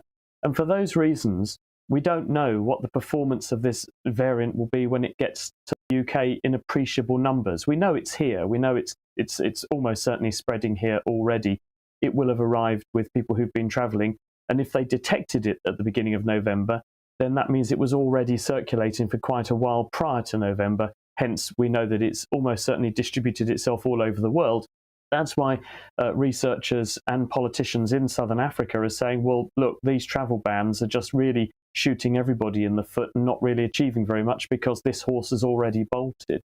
But one speculation, which is what I think you're alluding to, is that if this turns out to be much more mild than Delta, Delta is the Indian subtype 2 variant that began to really circulate here in a big way earlier this year and currently accounts for 80-90% of all the cases we're diagnosing in the country at the moment. And as Chris Whitty, our Chief Medical Officer, said last week, is a far bigger threat in the grand scheme of things at the moment. If this new variant turns out to displace Delta, it causes Delta to shuffle off and it gets replaced by this new variant. But this new variant is much more mild in clinical presentation. Actually, it could be a blessing in disguise, some are saying, because you end up with something circulating that pushes out the nasty stuff, but is much more trivial to catch. On the other hand, it would be better to have no variants at all and know where we stand, because we sort of know where we stand with our current situation. It's all speculation at this stage, though, and we really need to do the experiments, which should actually yield data quite quickly, and then we'll have a much clearer picture. And I got a text from the school yesterday, my daughter's school. She's only 6, but they sent a text out to all the teachers saying that year 7s and above, so in the senior school, they will have to wear masks when they're in communal areas. That's something the government has brought in, of course. And as we mentioned, we're expected to wear masks as well when we're travelling and when we're in shop. But what I keep seeing repeatedly over and over is people saying, why are we doing this? Masks do not work. So just tell us, why are we doing this if masks do not work? Or do you think they do help stop transmission?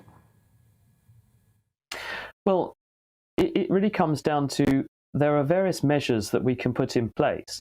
And there is no one measure that absolutely in a black and white way means you do or you don't have a risk of coronavirus. They all make a difference. They all load the seesaw a bit in our favour against the virus. If all used religiously, comprehensively and very carefully, you can nearly 100% protect yourself. But no one does behave like that, and no measure is perfect. Our best defence actually is vaccination.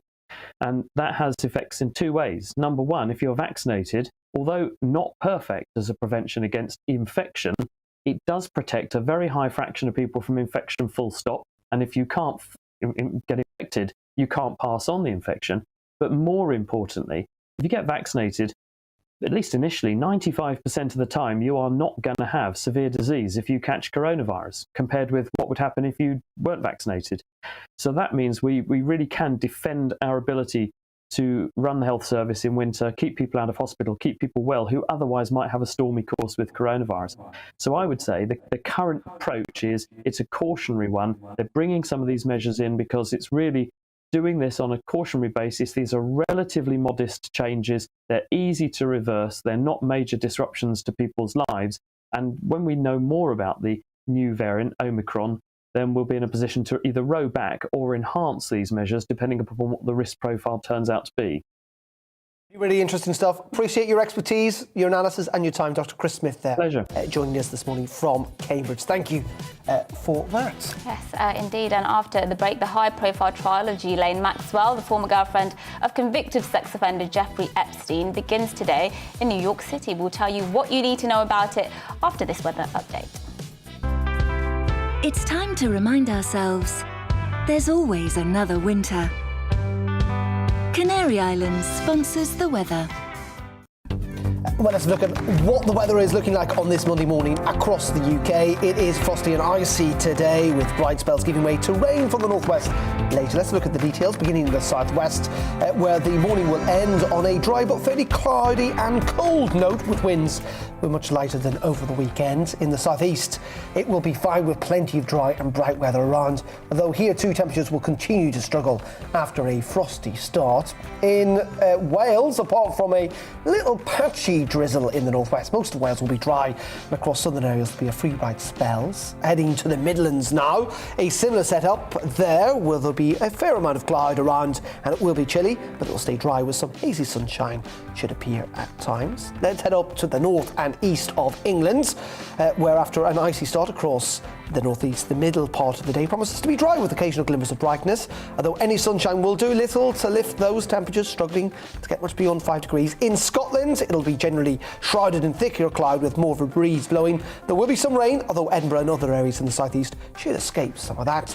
Going across to Northern Ireland now, and at lunchtime it will be a grey, place with a spot of drizzle.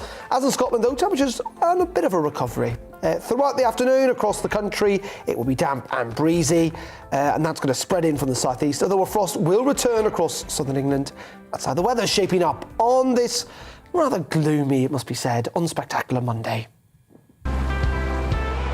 Canary Islands sponsors the weather. You're watching GB News live across the UK and the world on our digital stream. GB News is Britain's news channel. We are the UK's home of discussion and debate from all perspectives. We are here for you. Don't forget to join our YouTube community by clicking on that subscribe button. And if you want the GB News app, you can click and catch up on programmes anytime. We love to hear from you, so email us. gbviews@gbnews.uk. Thanks for being part of the GB News family. My name is Andrew Doyle. Join me every Sunday evening at 7 p.m. for Free Speech Nation. This is a show where we address current affairs and news stories of the week with the help of two wonderful comedian panellists. I brought in comics because I want to give it a lighter edge, and also they work for less. See you there.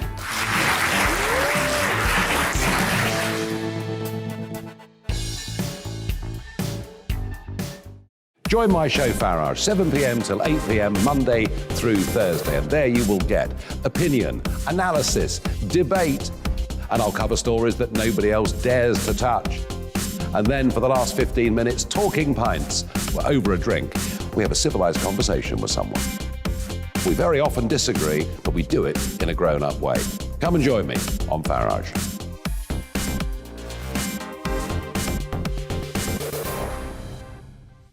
I'm Colin Brazier. I've reported from more than 70 countries around the world, covered wars from Afghanistan to Iraq, from Lebanon to the Balkans. I'm trying to bring that experience, that feel for events, to the studio. And something else. I'm ready to give an opinion. Today's stories with a spark. Brazier from 8 p.m. weekdays on GB News.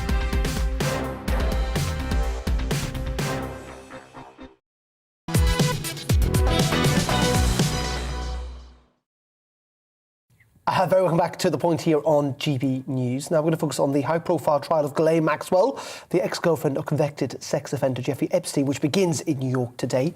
The daughter of the British media mogul Robert Maxwell is accused of multiple charges relating to sex trafficking. She denies all the charges. Well, our reporter Alice Porter has been looking at the background to this case. How did a British socialite end up on trial in the US on multiple charges relating to sex trafficking? The case all goes back to Ghislaine Maxwell's relationship with disgraced financier Jeffrey Epstein. She was his girlfriend and employee during the 90s, and as such, she procured services for him. The question is, did she also recruit and groom underage girls for Epstein to sexually abuse? One of the women who has accused Ms. Maxwell is Virginia Giuffre. She alleges she was recruited for the purpose of being trafficked, and Ms. Maxwell trained her as a sex slave. Prosecutors have chosen not to bring charges against Ms. Maxwell in connection with Virginia Giuffre.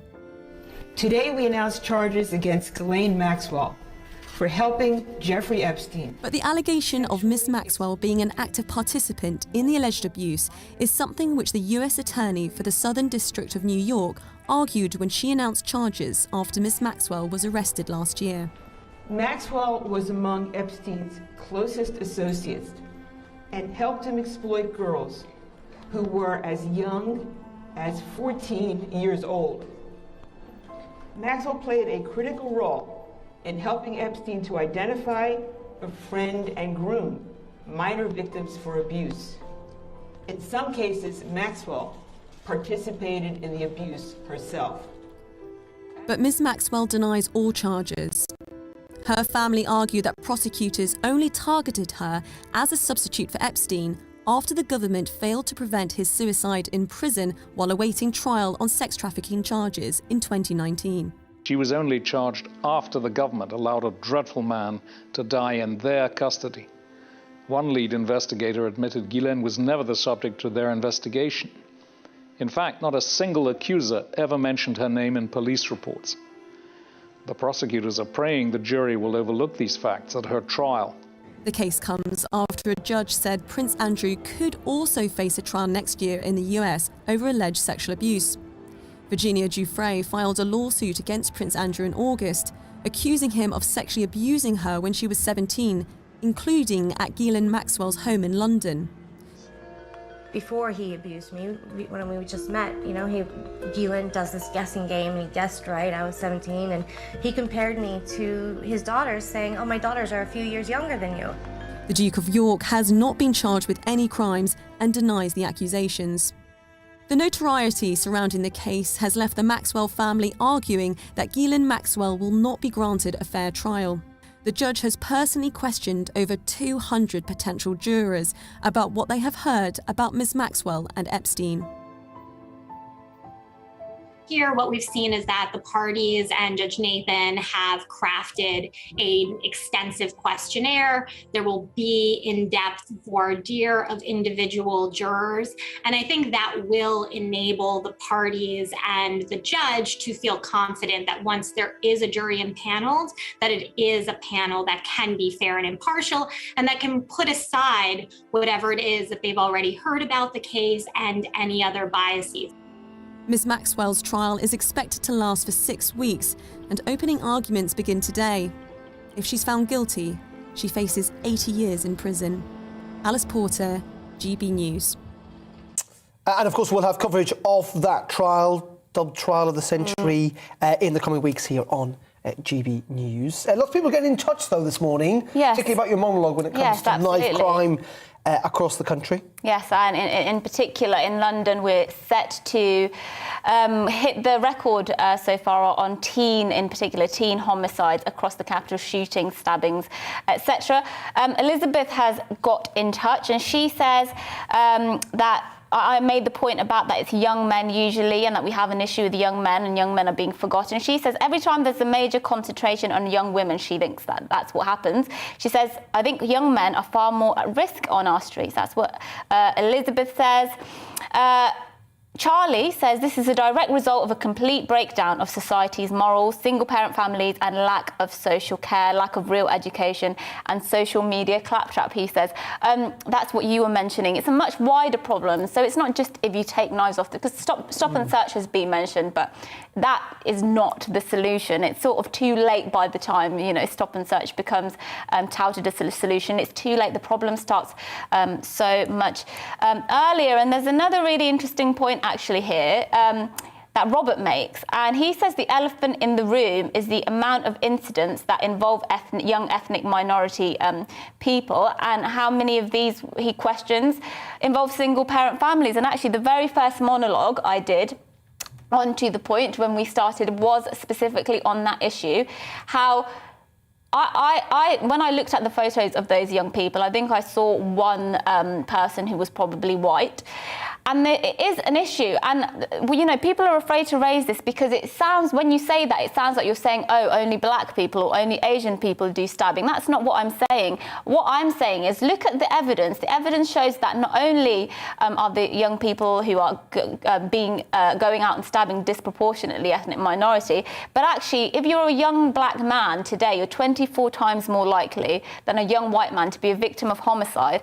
So not actually speaking about this issue, the people who are losing out. Isn't that why I say it's kind of linked to poverty, though? Yeah. In the sense that obviously, you know, non-white communities tend to have higher levels of self-preservation. Absolutely. It is, and it's also because of where they're based. So London has obviously most black people, not most, but a high proportion of black people who live in the UK live in London, so disproportionality there. There's lots of factors at play. It's not to do with race per se. It's not because there's some innate thing about it.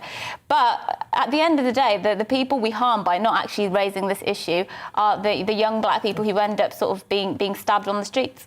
OK, well, do get in touch. As always, we want to hear what you've got to say on that. I know it's a very evocative issue, but we want to get all sides. GBviews at gbnews.uk. It is just after 10:30. Let's go back over to Rosie Wright for the very latest news this hour.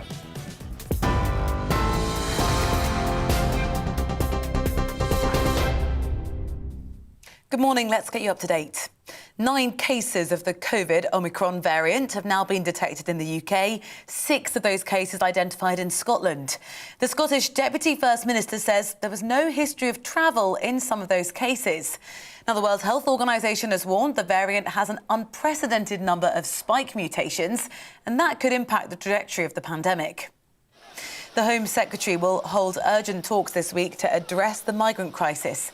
That's after Priti Patel was excluded from talks in Calais to discuss the Channel crossings following the deaths of 27 people last week. A plane operated by the EU border agency Frontex will be deployed to help monitor coastlines from Wednesday. The sex trafficking trial of Ghislaine Maxwell is due to begin in New York City today.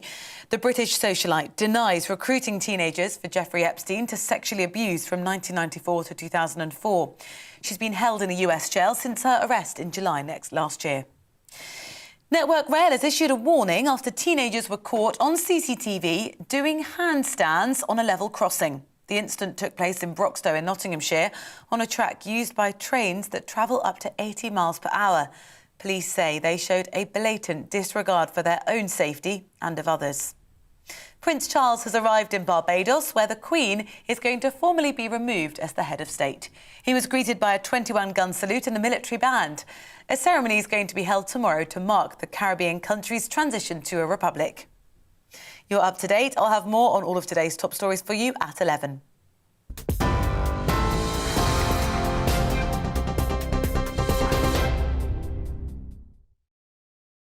You're watching GB News live across the UK and the world on our digital stream. GB News is Britain's news channel. We are the UK's home of discussion and debate from all perspectives. We are here for you. Don't forget to join our YouTube community by clicking on that subscribe button. And if you want the GB News app, you can click and catch up on programmes anytime. We love to hear from you, so email us. gbviews@gbnews.uk. Thanks for being part of the GB News family. My name is Andrew Doyle. Join me every Sunday evening at 7 p.m. for Free Speech Nation. This is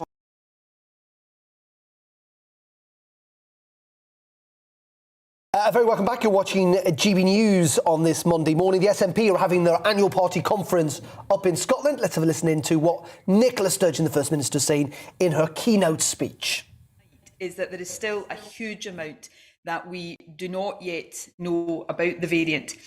The number of mutations that it has and the nature of these, and some of the very early indications from Southern Africa have raised the concern that this variant might be more transmissible than Delta, which of course is currently the dominant variant in Scotland and many other countries. However, much more data and analysis is required to be certain of this, and if it is more transmissible, to understand by how much. Further work is also needed to confirm what impact this variant might have on the effectiveness of vaccines and the risk of reinfection. The WHO said yesterday that preliminary evidence suggests there might be an increased risk of reinfection, but stressed that information at this stage is still limited. It also said that there is currently no information to suggest that the symptoms from Omicron are any different to the symptoms from other variants. In other words, although again more data is still required, there is no evidence at this stage to suggest that the disease caused by Omicron is more severe. Now, the days and weeks ahead will tell all of us much more about the nature of this variant and therefore its implications, if there are implications, for our response to the pandemic. What we do know at this stage, though, confirms, in my view, that we should treat it seriously and that we should continue to act on a precautionary basis at this stage. While we all hope that the emerging understanding of it will reduce rather than increase our level of concern, there is no doubt that this presents potentially the most challenging development in the course of the pandemic for quite some time. Let me turn now to the situation in Scotland. We have stepped up our surveillance in recent days, and I want to thank public health teams for the work they are doing to ensure that we are able to detect cases of this variant quickly. As we confirmed earlier today, that enhanced surveillance has identified 6 cases of the Omicron variant in Scotland so far. 4 of these are in Lanarkshire and 2 in Greater Glasgow and Clyde. Now, it's important for me to stress that the contact tracing of these cases is still ongoing. However, at this stage, we know that not all of them have any recent travel history to or known links with others who have travelled to the countries in Southern Africa where the variant was originally detected. This suggests that there might already be some community transmission of this variant in Scotland, but again, let me stress there is no evidence yet that this is sustained, nor any evidence from the enhanced surveillance that it is widespread at this stage. However, evidence of even limited community transmission underlines the importance of all of us increasing our compliance with the protections that are in place. And I'll turn now to the actions we have taken. We have already reintroduced some travel restrictions, even with evidence of community transmission locally. These travel measures are important, and I'll say more about them shortly. But given that Omicron is already present in Scotland, we also need to consider carefully what steps are necessary and proportionate to reduce transmission here. Some protections that the UK government has announced in recent days in relation to England, for example, the requirement to wear face coverings in some settings, are of course already in place and in fact more extensive already here in Scotland. So at this stage, we are asking people, everybody across the country, to significantly step up and increase compliance with all existing precautions. Face coverings, hygiene like washing hands and surfaces, getting vaccinated, and of course testing yourselves regularly with lateral flow devices, and from now on testing yourself before mixing socially with people from other households. We're also reminding people to work from home if possible. As of today, I'm asking employers to ensure that they are maximising the potential of home working. However, this may be and is likely to be a fast-moving situation, so our response will be kept under close review as we learn more about the risk Omicron poses and the nature of transmission here in Scotland. A key part of our initial response will be to continue to identify cases as quickly as we can, and where possible after that, break the chains of transmission. And to that end, additional testing will be undertaken in areas where cases have been identified.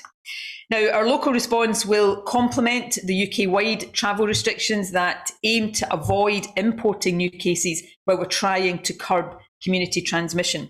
Even with cases already here, it is really important to do what we can to prevent new seeding of the variant from elsewhere.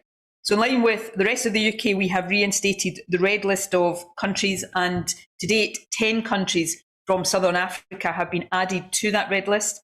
Anybody travelling back to Scotland from those 10 countries must enter managed quarantine for 10 days on their arrival.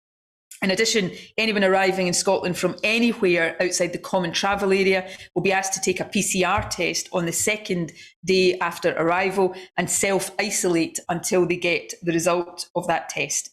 We know, however, that the incubation period for this virus is very often more than 2 days. So our view is that it would be sensible on a precautionary basis for these travel rules to be tightened further. That's a view shared by the Welsh Government. I had a call yesterday with First Minister Mark Drakeford, and he and I have written this morning a joint letter to the Prime Minister.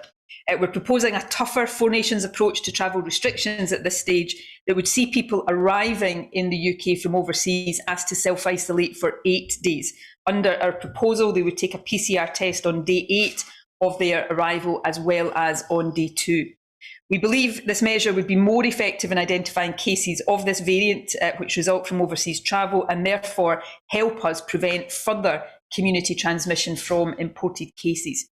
Now, as we know from earlier stages of the pandemic, with so many people travelling to Scotland and indeed to Wales via airports in England, anything less than a Four Nations approach to requirements like this will be ineffective. So we hope that a Four Nations agreement can be reached. A Four Nations approach obviously requires the Four Nations to discuss these issues together and hear the best advice available. So Mark Drakeford and I have also called on the Prime Minister today to immediately convene a COBRA meeting with representation from each nation to discuss what additional steps we might have to consider and how we work together to tackle this new risk. Mark Drakeford and I are also conscious of the very real concern businesses and staff will feel at the possibility of further protections becoming necessary. Now, let me stress, we all hope this will not be necessary, but it is prudent to plan ahead.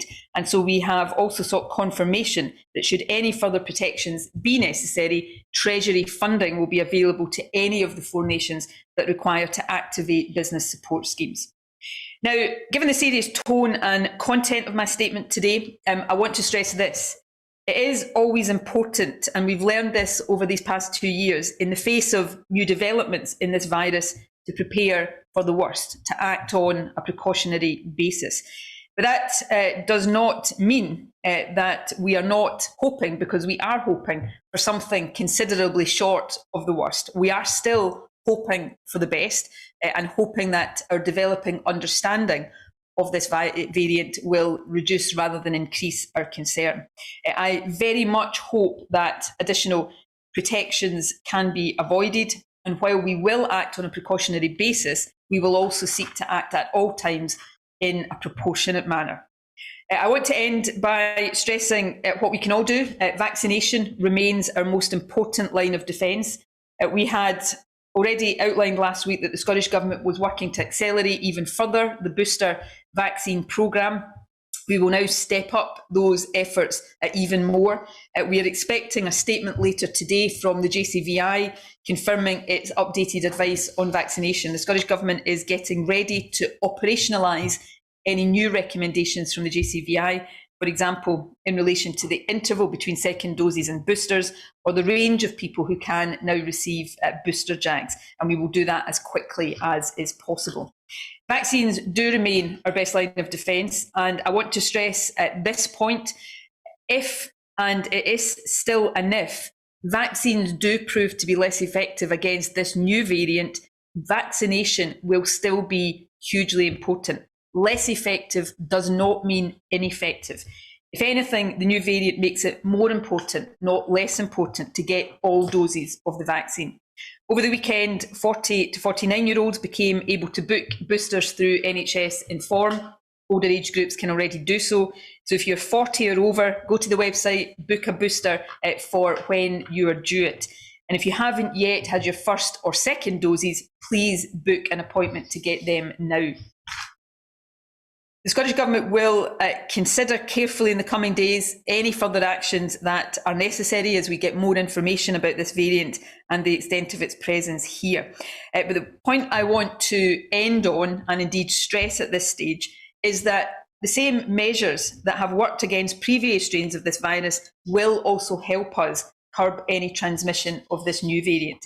So if in recent weeks you've been sticking a bit less rigorously to all of the public health advice, which I think is entirely understandable, and I'm sure we are all in that position to a greater or lesser extent, now is the time to start following all of that advice rigorously again.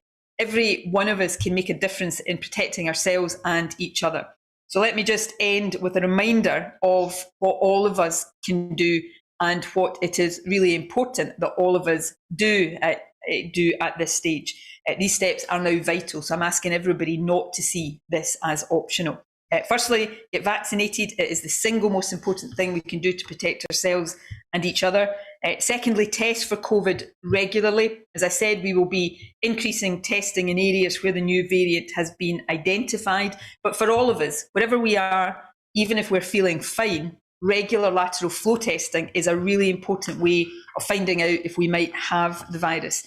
So on any occasion that you're intending to socialise or mix with people from other households, whether that's in a pub, a restaurant, a house, or even a shopping centre, please do an LFD test. You can get kits online or pick them up from local pharmacies or test centres. They are free, so get as many as you need and keep your supply topped up. And finally, comply with all of the existing protections. Wear face coverings on public transport, in shops, and whenever you're moving about in hospitality settings. Keep windows open if you have people in your house to improve ventilation, because we know that helps. Follow all of the advice on hygiene. It's time to go back rigorously to washing our hands, to cleaning surfaces. And as I said earlier, please work from home right now if you can. The Economy Secretary will be meeting business organisations later this afternoon and stressing that home working, when possible, will help us get through the winter and also this latest risk more safely.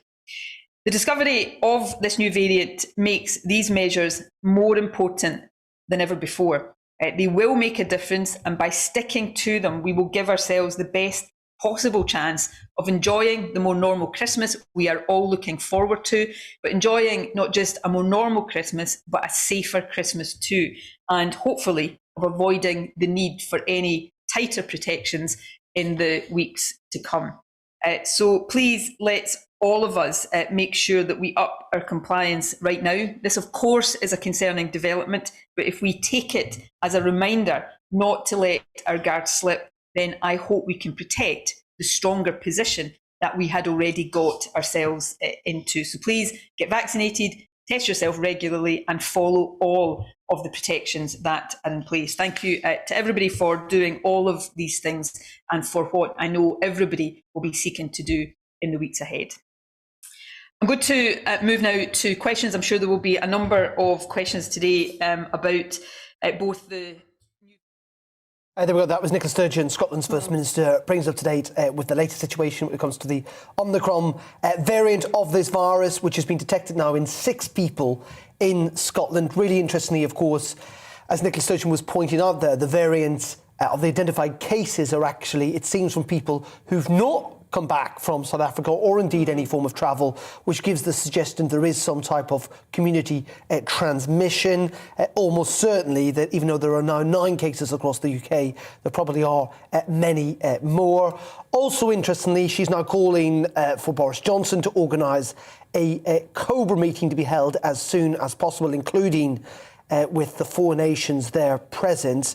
And also, and I've just been sent the letter by the Welsh and Scottish governments, are asking for the UK as a whole to reinstate the requirement for a day 8 PCR test, and that anyone arriving back in the UK would have to isolate for up to 8 days until they got a negative test on day 8.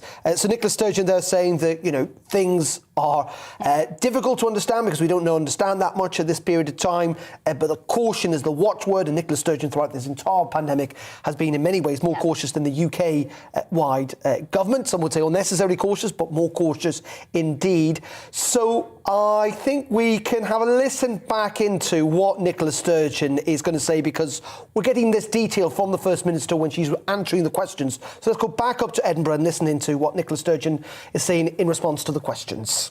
Around these new cases. So, and in terms of additional testing, obviously there will be a focus on PCR testing because it is a quicker way to try to identify the new variant through this S gene dropout, which is not conclusive of the new variant, but highly indicative of it. Initially, there will be testing of close contacts of cases who are also, of course, been asked to isolate. But depending on the contact tracing, that testing will go further into networks of the cases, but also in some cases, the geographic areas that cases are being identified in. But as is always the case, local public health teams are best placed to decide exactly on a tactical and targeted basis how to make use of that. Final point I would make is if you have any symptoms at all, go and get a PCR test, no matter where in the country you live, and do regular LFT testing, even if you feel fine. And as I said, before you go and mix with anybody else, because that means if you are asymptomatic but infected with this virus, you've got a chance of picking it up and stopping the transmission before it happens. Gregor. Katie, if you cast your mind back to this time last year when Alpha variant was beginning to emerge in this country, one of the peculiar quirks of that virus was it showed what we called S gene dropout. So this was a particular appearance on testing that allowed us to readily identify just through PCR. And then Delta came along and we lost that ability because Delta showed S gene positivity. With this new variant, Omicron, one of the features that we're seeing with that just now is we're once again seeing S gene dropout on PCR testing. Now that's important because it gives us a little bit of an advantage more quickly than genomic sequencing to have a high index of suspicion that a positive case that's showing S gene dropout or S gene target failure could be Omicron. And that allows us to target both our public health response, but also prioritise these samples for genomic sequencing as well. So that is one of the quirks of this particular variant that we can use to our advantage. And what we can also do is we can use a look-back exercise to see whether we are seeing any unusual patterns of S gene dropout appearing across the Scottish positive cases over recent times. Now, we've done that exercise just now, and looking back over to the 16th of November, we're starting to see some S gene dropout cases beginning to appear again. Now, it's really important. We've seen S gene dropout cases even when Delta was dominant.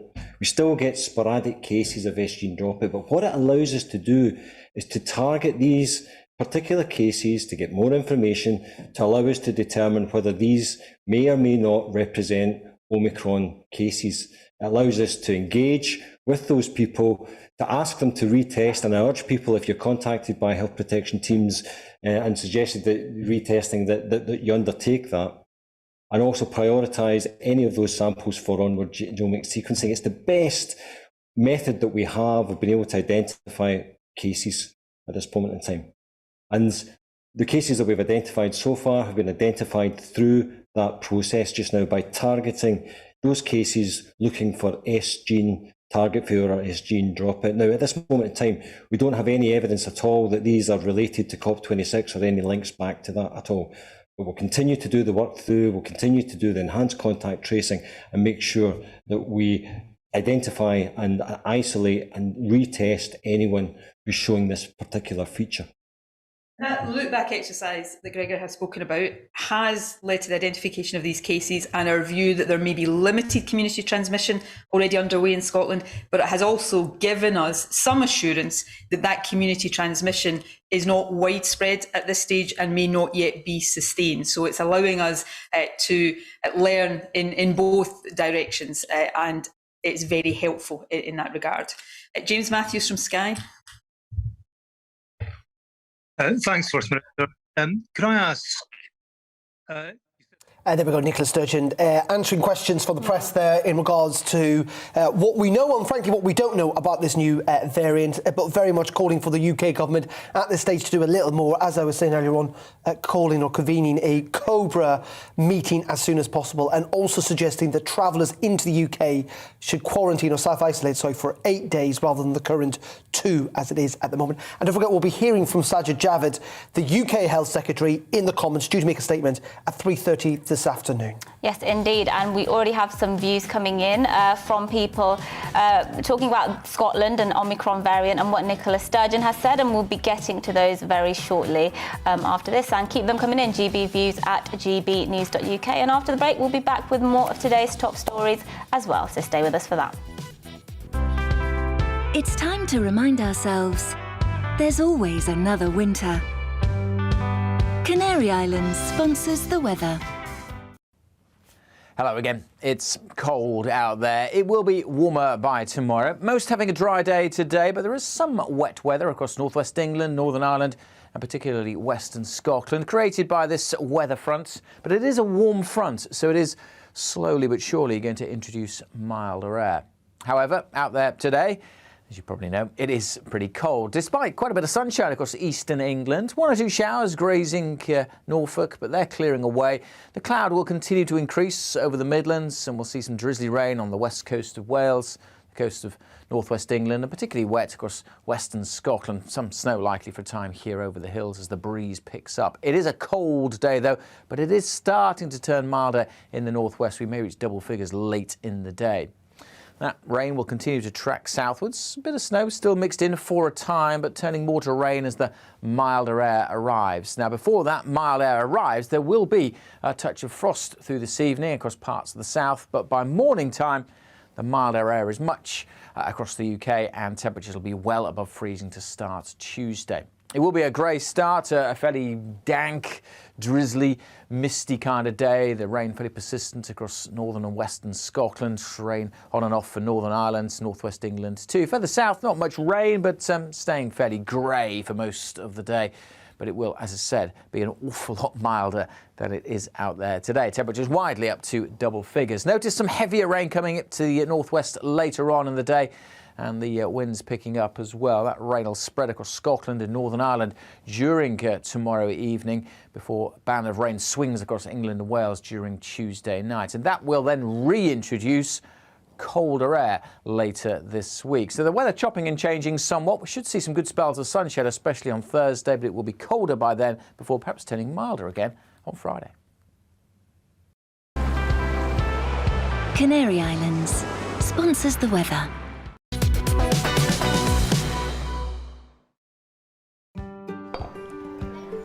When my mum said she didn't want a funeral, I was a bit confused, but then she told me she'd chosen a pure cremation plan. It's a brilliant alternative for people who don't want a traditional funeral. We get to celebrate her life the way she always wanted, but without the cost of a funeral director or fancy service. Pure Cremation have their own beautiful crematorium, and their lovely people will bring Mum's ashes home, all part of the service. Mum prepaid, so everything's sorted in advance. It's affordable with no hidden costs, guaranteed.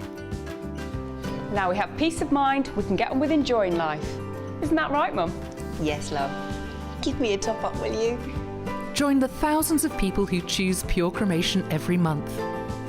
Call to request your free guide now on 0800 170 7098 or visit purecremation.tv. Pure Cremation, the freedom to choose. The direct debit date for the December draws has passed, but there's still time to enter your postcode. Just go to our website and pick PayPal or debit card before midnight on the 29th of November to enter. There's £25 million of prizes to be won. We could be knocking on your door. Find your adventure. Find your exotic. Find yourself. Trust Trailfinders. No one looks after you better. Sometimes it's nice to own something real that you can hold in your hand and one day pass on to your loved ones. This free guide from Direct Bullion told me everything I needed to know so I could start my own collection of gold coins and bullion bars. All the gold they sell is VAT free, and their specialists are on hand to guide and support their customers. For your free Direct Bullion guide to buying gold, call 0800 055 7050.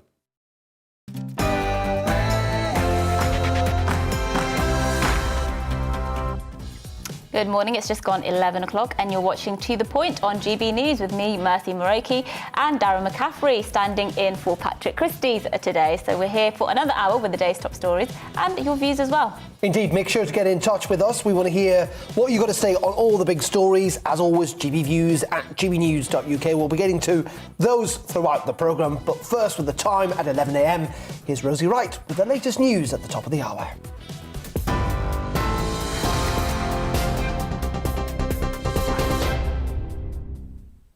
Hello, let's get you up to date at 11 o'clock. Now, 9 cases of the COVID Omicron variant have been detected in the UK, with 6 cases identified in Scotland. The Scottish First Minister says there's no evidence that community transmission of the variant is sustained or widespread. But in the last few minutes, Nicola Sturgeon says there is still cause for concern. The number of mutations that it has and the nature of these, and some of the very early indications from southern Africa have raised the concern that this variant might be more transmissible than Delta, which of course is currently the dominant variant in Scotland and many other countries. There is no doubt that this presents potentially the most challenging development in the course of the pandemic for quite some time. Meanwhile, the World Health Organization has warned South Africa should not be penalised for discovering the variant. The emergence of the highly mutated Omicron variant underlines just how perilous and precarious our situation is. South Africa and Botswana should be thanked for detecting, sequencing and reporting this variant, not penalised. Omicron's very emergence is another reminder that although many of us might think we're done with COVID-19, it's not done with us. South Africa's president says he's deeply disappointed by the travel bans imposed by various countries following the discovery of the variant. The UK, EU and US were quick to impose restrictions, which Cyril Ramaphosa describes as unjustified. The Cardiff and Munster rugby teams are currently stranded in South Africa, isolating after squad members tested positive for COVID. The Home Secretary, Priti Patel, will hold urgent talks this week to address the migrant crisis. That's after she was excluded from talks in Calais to discuss the Channel crossings following the deaths of 27 people last week. A plane operated by the EU border agency Frontex will be deployed to help monitor coastlines from Wednesday. Alf Mehmet, chairman of Migration Watch, told GB News solving the problem will take real collaboration. No individual country, I think, is going to solve this problem. We've got to work together. I do agree there. The EU could certainly do a great deal more with regard to those entering the EU. France could do more about those actually crossing from wherever into France. There's got to be controls, national controls at every border. The sex trafficking trial of Gillane Maxwell is set to begin today in New York City. The British socialite denies recruiting teenagers for Jeffrey Epstein to sexually abuse from 1994 to 2004. She's been in a US jail since her arrest in July last year. Court documents suggest Maxwell will claim the alleged victims may have false or distorted memories. Speaking to GB News, Nigel Cawthorne, author of Gillane Maxwell, The Fall of the World's Most Notorious Socialite, said jury selection wouldn't be easy. It's very difficult not to know about this. There's been documentaries made about this already, and a lot of it kind of assumes that she's guilty, and that's up for the decision of a trial, a jury, not you and I. Network Rail has issued a warning after teenagers were caught on CCTV doing handstands on a level crossing. The incident took place in Broxtowe in Nottinghamshire on a track used by trains travelling up to 80 miles per hour. Police say the girls showed a blatant disregard for their own safety and others. Several other people were filmed standing or lying down on the track to take photographs. Prince Charles has arrived in Barbados to officially mark the removal of the Queen as head of state. The Prince of Wales was greeted by a 21-gun salute and a military band. He'll attend the ceremony tomorrow to mark the Caribbean country's transition to a republic. He's expected to highlight the shared goals and enduring bonds between Barbados and the UK following its independence from Britain in 1966. You are up to date. I'll be back with the latest headlines in half an hour. For now, though, back to the point.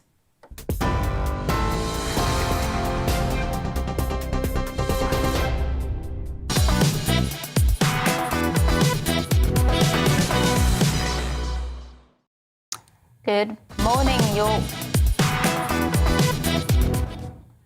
Good morning. Oh, well, we thought we'd give you that twice, didn't we? Yes. You're watching To The Point with me, Mercy Moroki, and Darren McCaffrey. We've got another hour of top stories, discussion and opinion coming up. So here's what we've got. Yeah, going to be on the big story today, of course, the Omicron variant. What is happening? What's the government going to do? Well, it is expected that the government will announce later that every adult in Britain will be offered a third COVID jab within weeks. Of course, in light of those significant new concerns about that variant, we'll be talking about the prospects of potentially further restrictions on our lives and indeed the public's appetite. Are they more cautious? Do they want the government to go further, or are they unhappy that restrictions are being put in place? Let us know your views. Yes, indeed. And we'll be going live to the speech from Labour Deputy Leader Angela Rayner as the Labour calls for an overhaul of the system regulating ministers' conduct. And this is in light, of course, of the latest episode of the Tory sleaze scandal. So stay with us for that. And there is new research that suggests most workers are planning to look for a new job in the new year in order to get better pay or flexibility. Has the pandemic changed how you view your career? We'll be discussing that very shortly. Yes, that's all coming up and much more across the next hour as well. And as usual, get in touch with your views, gbviews@gbnews.uk, the email there on the screen, and we'll be reading those out very shortly.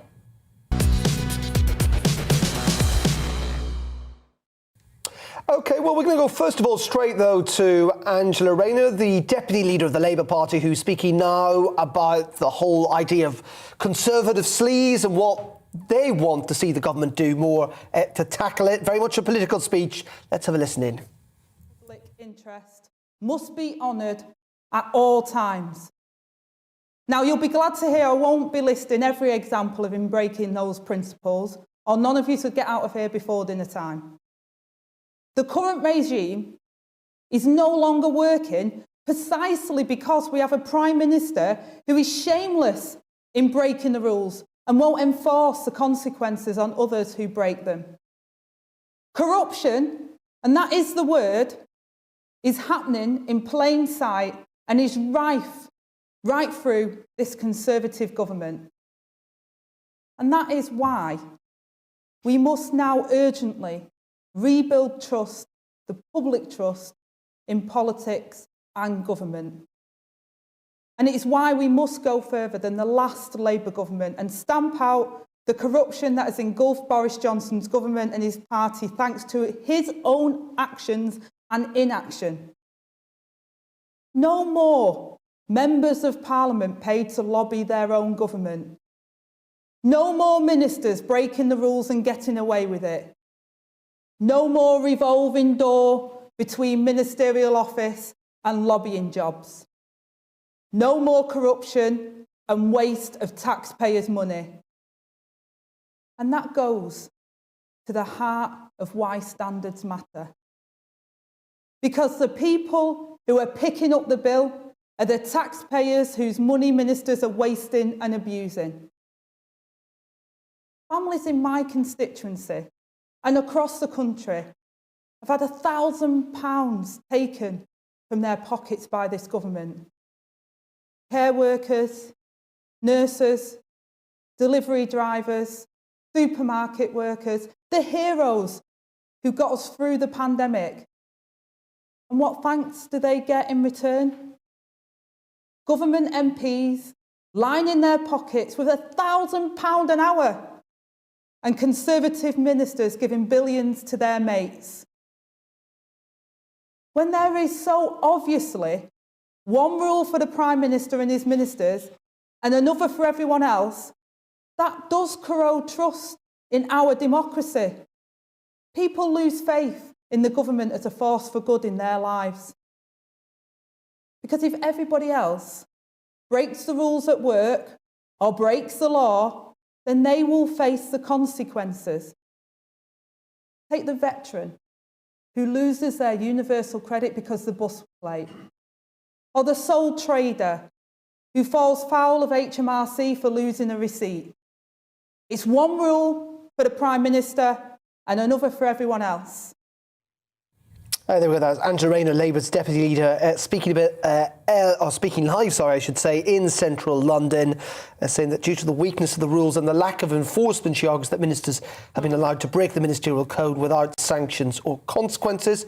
And Labour wants to create a new independent integrity and ethics commission that will be able to investigate ministers without the Prime Minister's permission. At the moment, the Prime Minister often has to give permission into these probes, and also would impose binding sanctions on ministers who break the code of conduct and ban former ministers for lobbying for 5 years. Labour would also ban all second job for MPs with those very limited exemptions. Yeah, I think it's quite easy for them to make that point, I guess, in opposition. But obviously, it's in their interest to say this is just the Tories doing this. I'm sure we might see something similar if they were in government as well. But look, it's a one suggestion, I suppose, and it would look pretty bad for the government if they were to sort of decline to have some independent oversight over it, I think.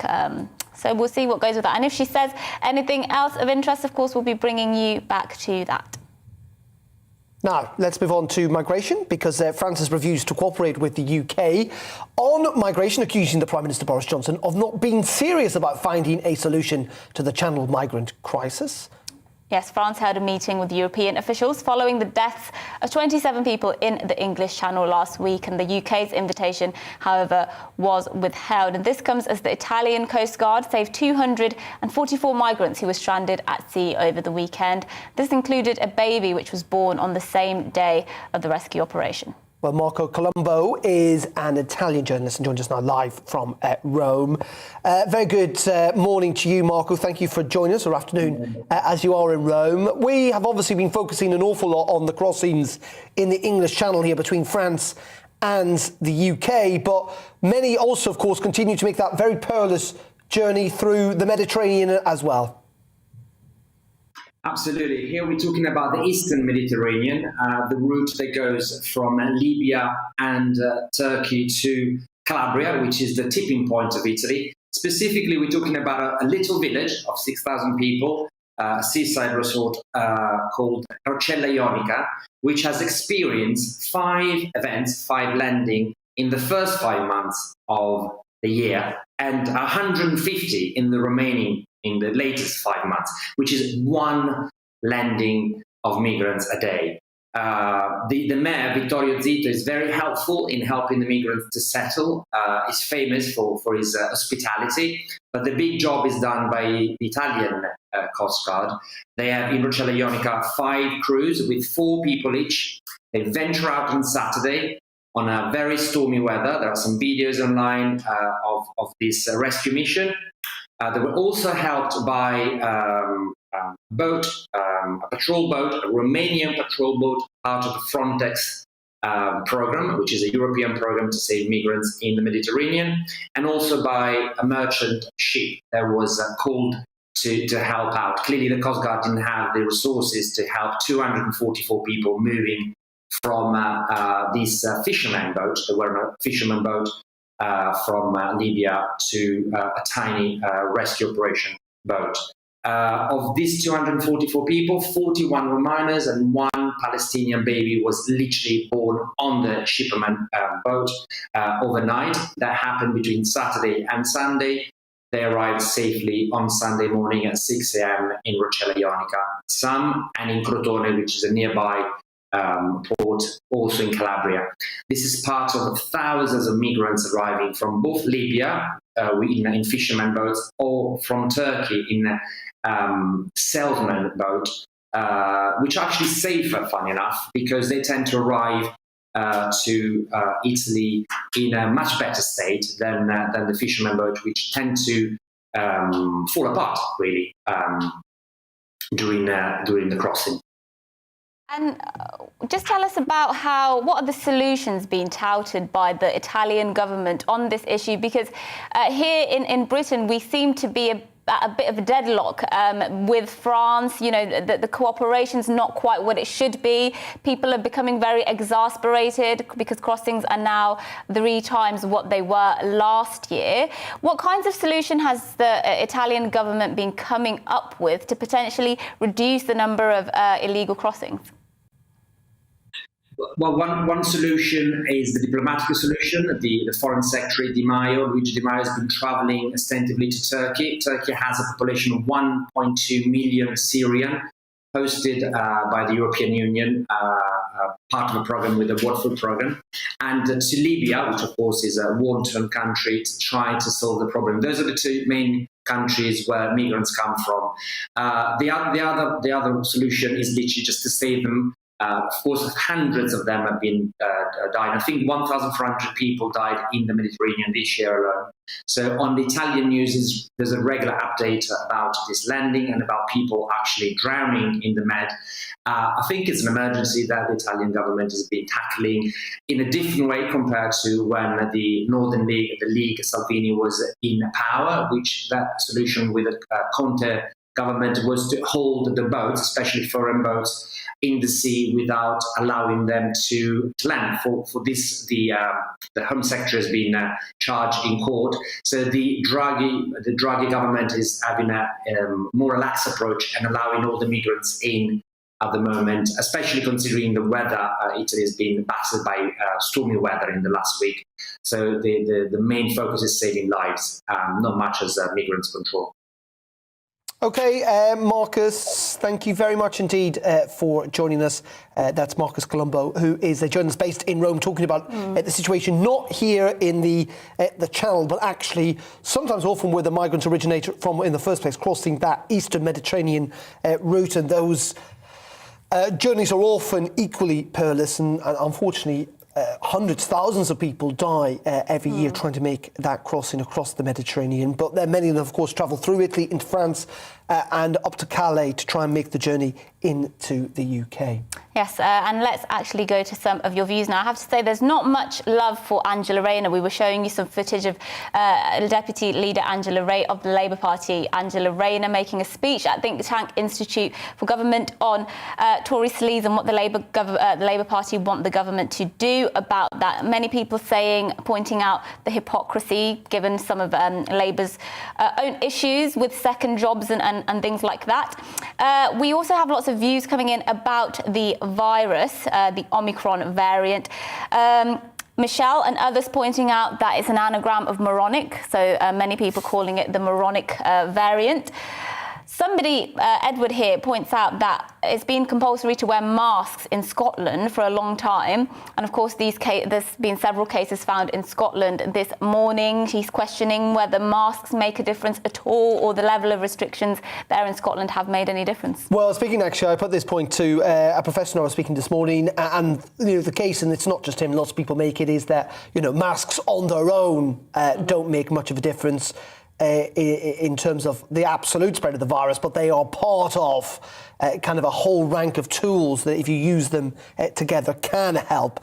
So the argument is that mask wearing is not foolproof, but it does help try and stop the spread of the virus. Yes, indeed. And there are a lot of people as well pointing out that they don't think the appetite is there in terms of compliance with any new restrictions that will come into force. Rich says, I won't be complying with any of it, and neither will millions of others.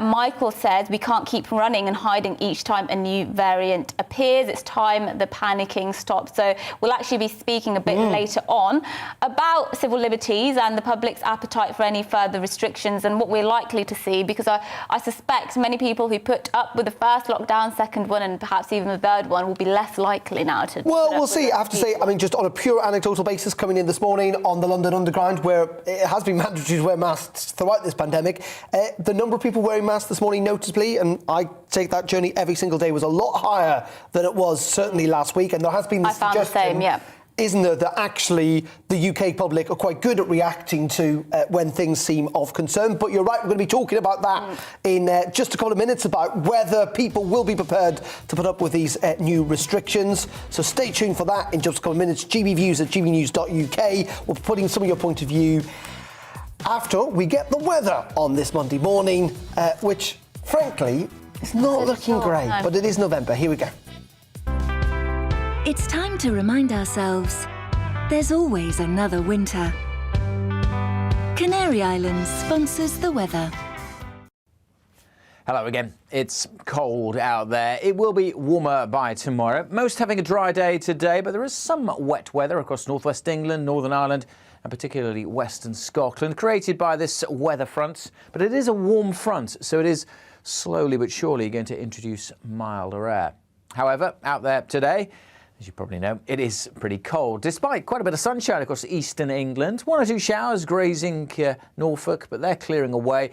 The cloud will continue to increase over the Midlands, and we'll see some drizzly rain on the west coast of Wales, the coast of northwest England, and particularly wet across western Scotland. Some snow likely for a time here over the hills as the breeze picks up. It is a cold day, though, but it is starting to turn milder in the northwest. We may reach double figures late in the day.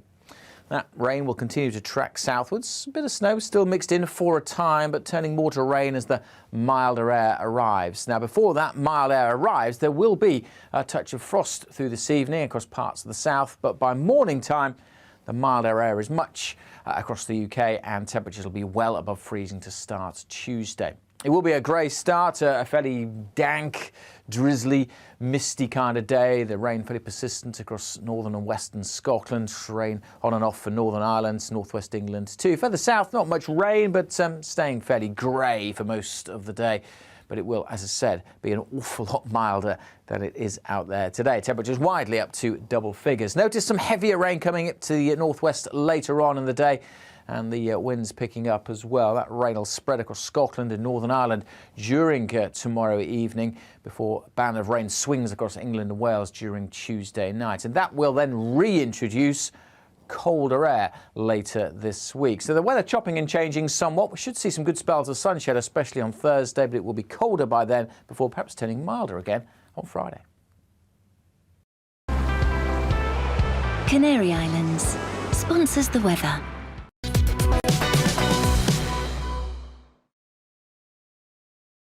You're watching GB News live across the UK and the world on our digital stream. GB News is Britain's news channel. We are the UK's home of discussion and debate from all perspectives. We are here for you. Don't forget to join our YouTube community by clicking on that subscribe button.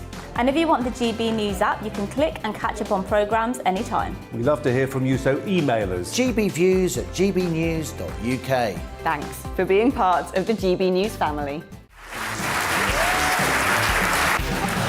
My name is Andrew Doyle. Join me every Sunday evening at 7 p.m. for Free Speech Nation. This is a show where we address current affairs and news stories of the week with the help of two wonderful comedian panellists. I brought in comics because I want to give it a lighter edge, and also they work for less. See you there.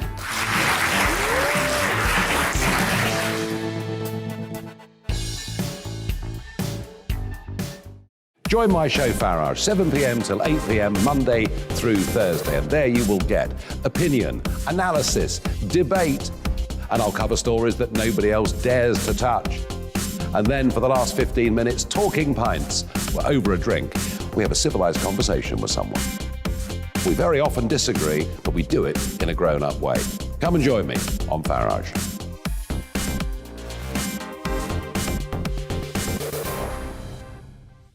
I'm Colin Brazier. I've reported from more than 70 countries around the world, covered wars from Afghanistan to Iraq, from Lebanon to the Balkans. I'm trying to bring that experience, that feel for events, to the studio. And something else, I'm ready to give an opinion. Today's stories with a spark. Brazier from 8 p.m. weekdays on GB News. Join us for Political Correction. We're here every Sunday to correct politics and put you, the people, back in charge. We talk about all areas of the United Kingdom, including Northern Ireland.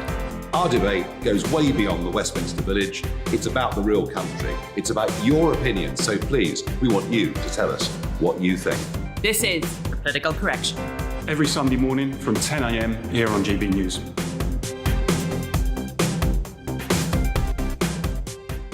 You're watching GB News live across the UK, the world, and our digital stream. GB News is Britain's news channel. We are the UK's home of discussion and debate from all perspectives. We're here for you. Don't forget to join our community by hitting the subscribe button. And download the GB News app so you can click and catch up on programmes anytime. We love to hear from you. Email us at gbviews@gbnews.uk.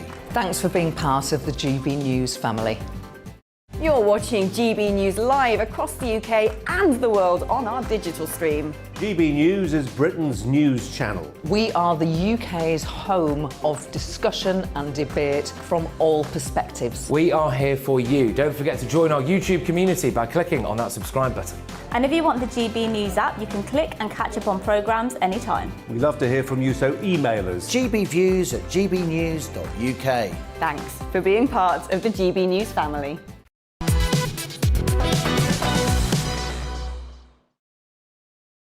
It is Monday morning. Very welcome back to the point. On the point. On the point. To the point. To the point. To the point. To the point. You can tell. He's not a local. You can tell it's my first day. He's not a local. My first day. Yeah, indeed. We're going to focus though on our top story today, which is both that the Welsh and Scottish governments are this morning urging the Prime Minister to make all travellers to the UK isolate for 8 days after a number of cases of the new Omicron COVID variant have been found across Britain. Every adult in Britain is expected to be offered also a third COVID jab within weeks as concerns grow over the new variants. Yes, the vaccines watchdog will today approve third doses for the over 18s in an effort to speed up the booster rollout, and new restrictions will also be introduced, and this includes of course mandatory face masks in shops and new rules as well on self-isolation, which start tomorrow at 4 in the morning, while 9 cases of the Omicron variant have been confirmed in the UK so far. And joining us to discuss this further is Matthew Lesh, who's head of research at the Adam Smith Institute, a neoliberal think tank and lobbying group based in the UK. Thanks for joining us this morning, Matthew. From what you've seen so far, how do we expect people to behave, basically, in terms of these new restrictions? People have been emailing in this morning saying they do not want to comply with any new restrictions that coming, having gone through, a number of lockdowns in the past. Do you think we're likely to see compliance abating? Look, I think this, to begin with, this variant is serious, but it's not worth panicking about. But from everything we know about it, does seem like it to some extent it is going to be quite transmittable. It's already arrived into the country, even with the bans of travel from South Africa and countries. And the reality of it is that we're going to have to depend on the safeguards that we now have, which we didn't have a year ago when we were in December, which is the vaccines, which are still going to likely provide a reasonable level of protection, particularly now with boosters likely to be approved across the population. Are people willing to comply with restrictions? Well, I think increasingly less so. You see this anecdotally quite a lot, that whilst masks have been compulsory for quite some time on, let's say, Transport for London services, let's say a majority haven't been wearing them. As well as people have kind of got back to normal life. The fundamental question, though, is what is necessary and reasonable? Is it reasonable to bring in more restrictions at this point in time? And I don't think, beyond what the government has announced, there's any need to go any further. What they've done is simply going to slow down the virus to some extent ending the country. That might be important if the new variant does end up being quite dangerous. In the just as likely event that the new variant doesn't end up being particularly dangerous, I think I'd like to see the restrictions go away as quickly as possible. Morning, Matthew. Darren here. Isn't the point, though, that actually this time round, in some quarters, the government has actually been praised because they seem to be being almost proactive in all of this? There was criticism, wasn't there, back this time last year, and certainly in April, that the government weren't acting quickly enough. It seems that's not the case this time. Well, you're going to get criticism on both sides. I think some people are going to say that these restrictions have announced ridiculous. Some people are going to say, as we saw at the press conference with the Prime Minister over the weekend, well, why aren't you basically cancelling Christmas at this point? But I think both reactions are absurd. I think the government has actually been quite proportional.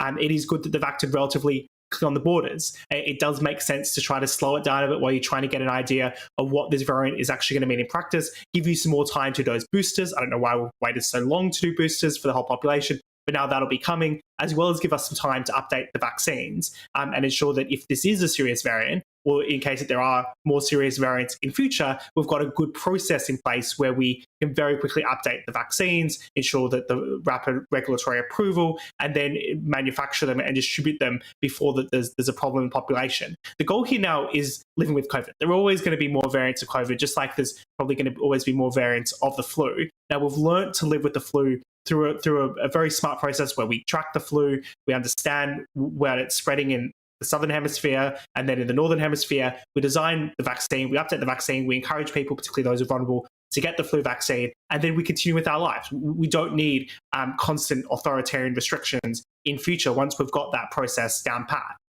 And I sent out a tweet over the weekend saying, look, if I have to wear a mask to go to the shop, the odd trip to the shop, and sort of on my daily commute, I will, but I won't put up with any lockdowns or not being able to see my family and my loved ones.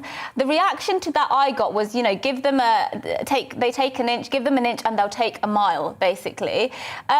Do you think that some people are basically going to say, I don't want to abide by any restrictions purely on the basis that this is going to be used by the government as a way to get me to sort of make me afraid, to get me to comply with all the other restrictions? Because that's something that's coming through from a lot of people. It's moved very much from the medical arguments to the civil liberties argument. Look, I think it's about what's proportional. So asking people to wear masks when they go shopping, it's probably not going to have a huge effect on reducing COVID spread, but nor is it, as you've rightly pointed out, particularly inconvenient.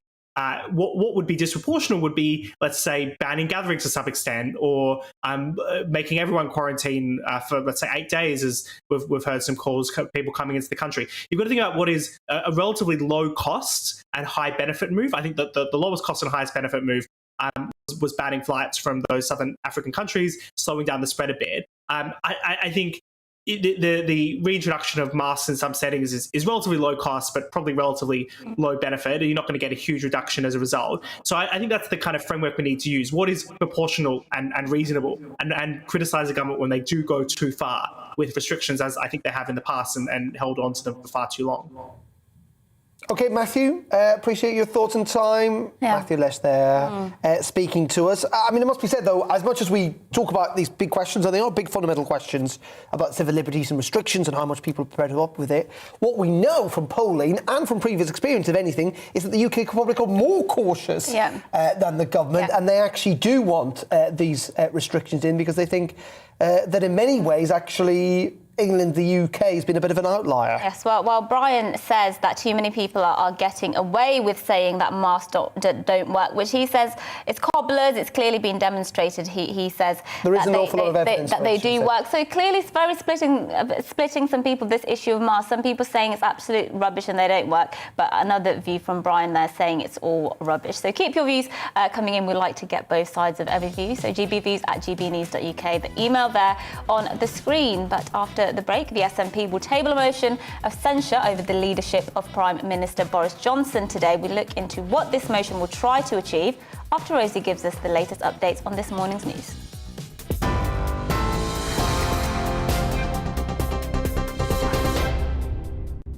Thanks, Mercy. I'm Rosie Wright. Let's get you up to date.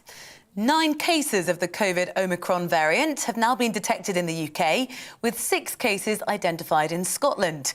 The Scottish First Minister Nicola Sturgeon says there's no evidence that community transmission is sustained or widespread, but there's still cause for concern.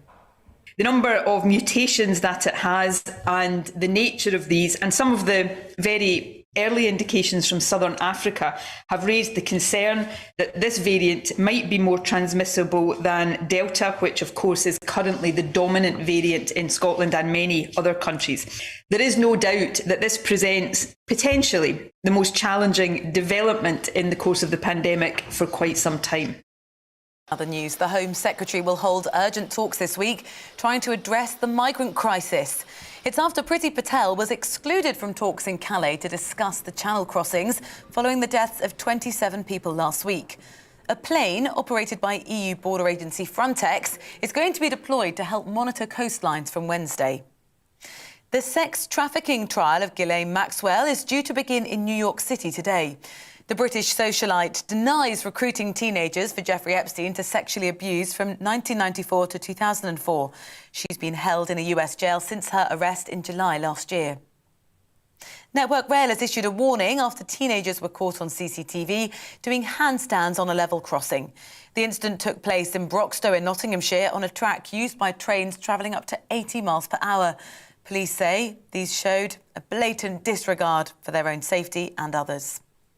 You're right up to date. I'll be back with more on all of today's main stories at 12 o'clock.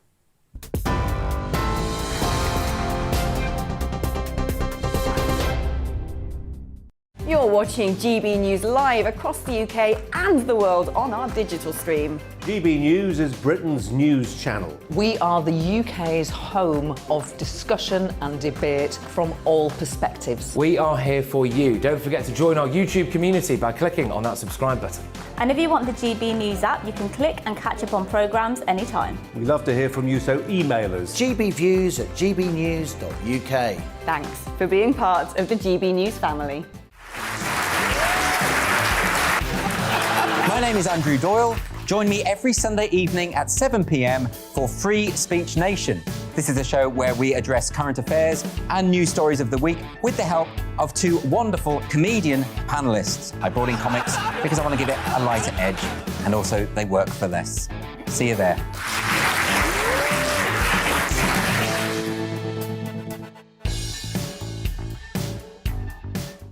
Join my show Farage, 7 p.m. till 8 p.m. Monday through Thursday, and there you will get opinion, analysis, debate, and I'll cover stories that nobody else dares to touch. And then for the last 15 minutes, talking pints. We're over a drink. We have a civilized conversation with someone. We very often disagree, but we do it in a grown-up way. Come and join me on Farage.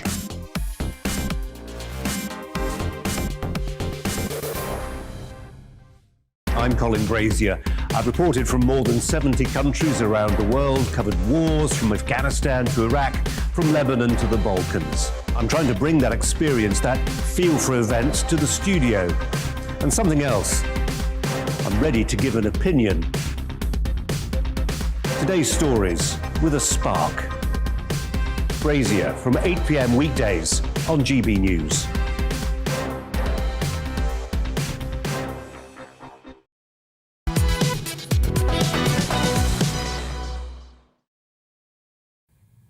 Good morning again. Now it's the time of the year many of us are desperate to have off, but according to a new survey, nearly a quarter of parents in Scotland plan to take on extra work or at least avoid taking time off over the upcoming festive period. According to Action for Children, the charity behind the survey, almost 3/4 of working parents are concerned about soaring energy bills and prices in shops this winter, making them take on extra work to afford Christmas this year. And of those, 25% said they are likely to avoid taking time off or will work extra hours. Nearly 9 out of 10 of them said to miss out on family gatherings due to the Christmas break.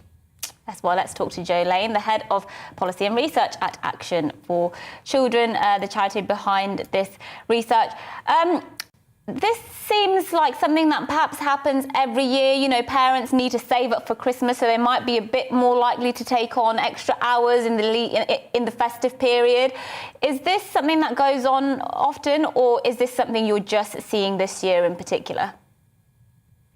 So I think what we are seeing both in our frontline services and in our research is that parents and families are facing this sort of 1-2 punch, really. They've been through this incredibly difficult 2 years of, dealing with the pandemic. Many people have been furloughed or have been out of work.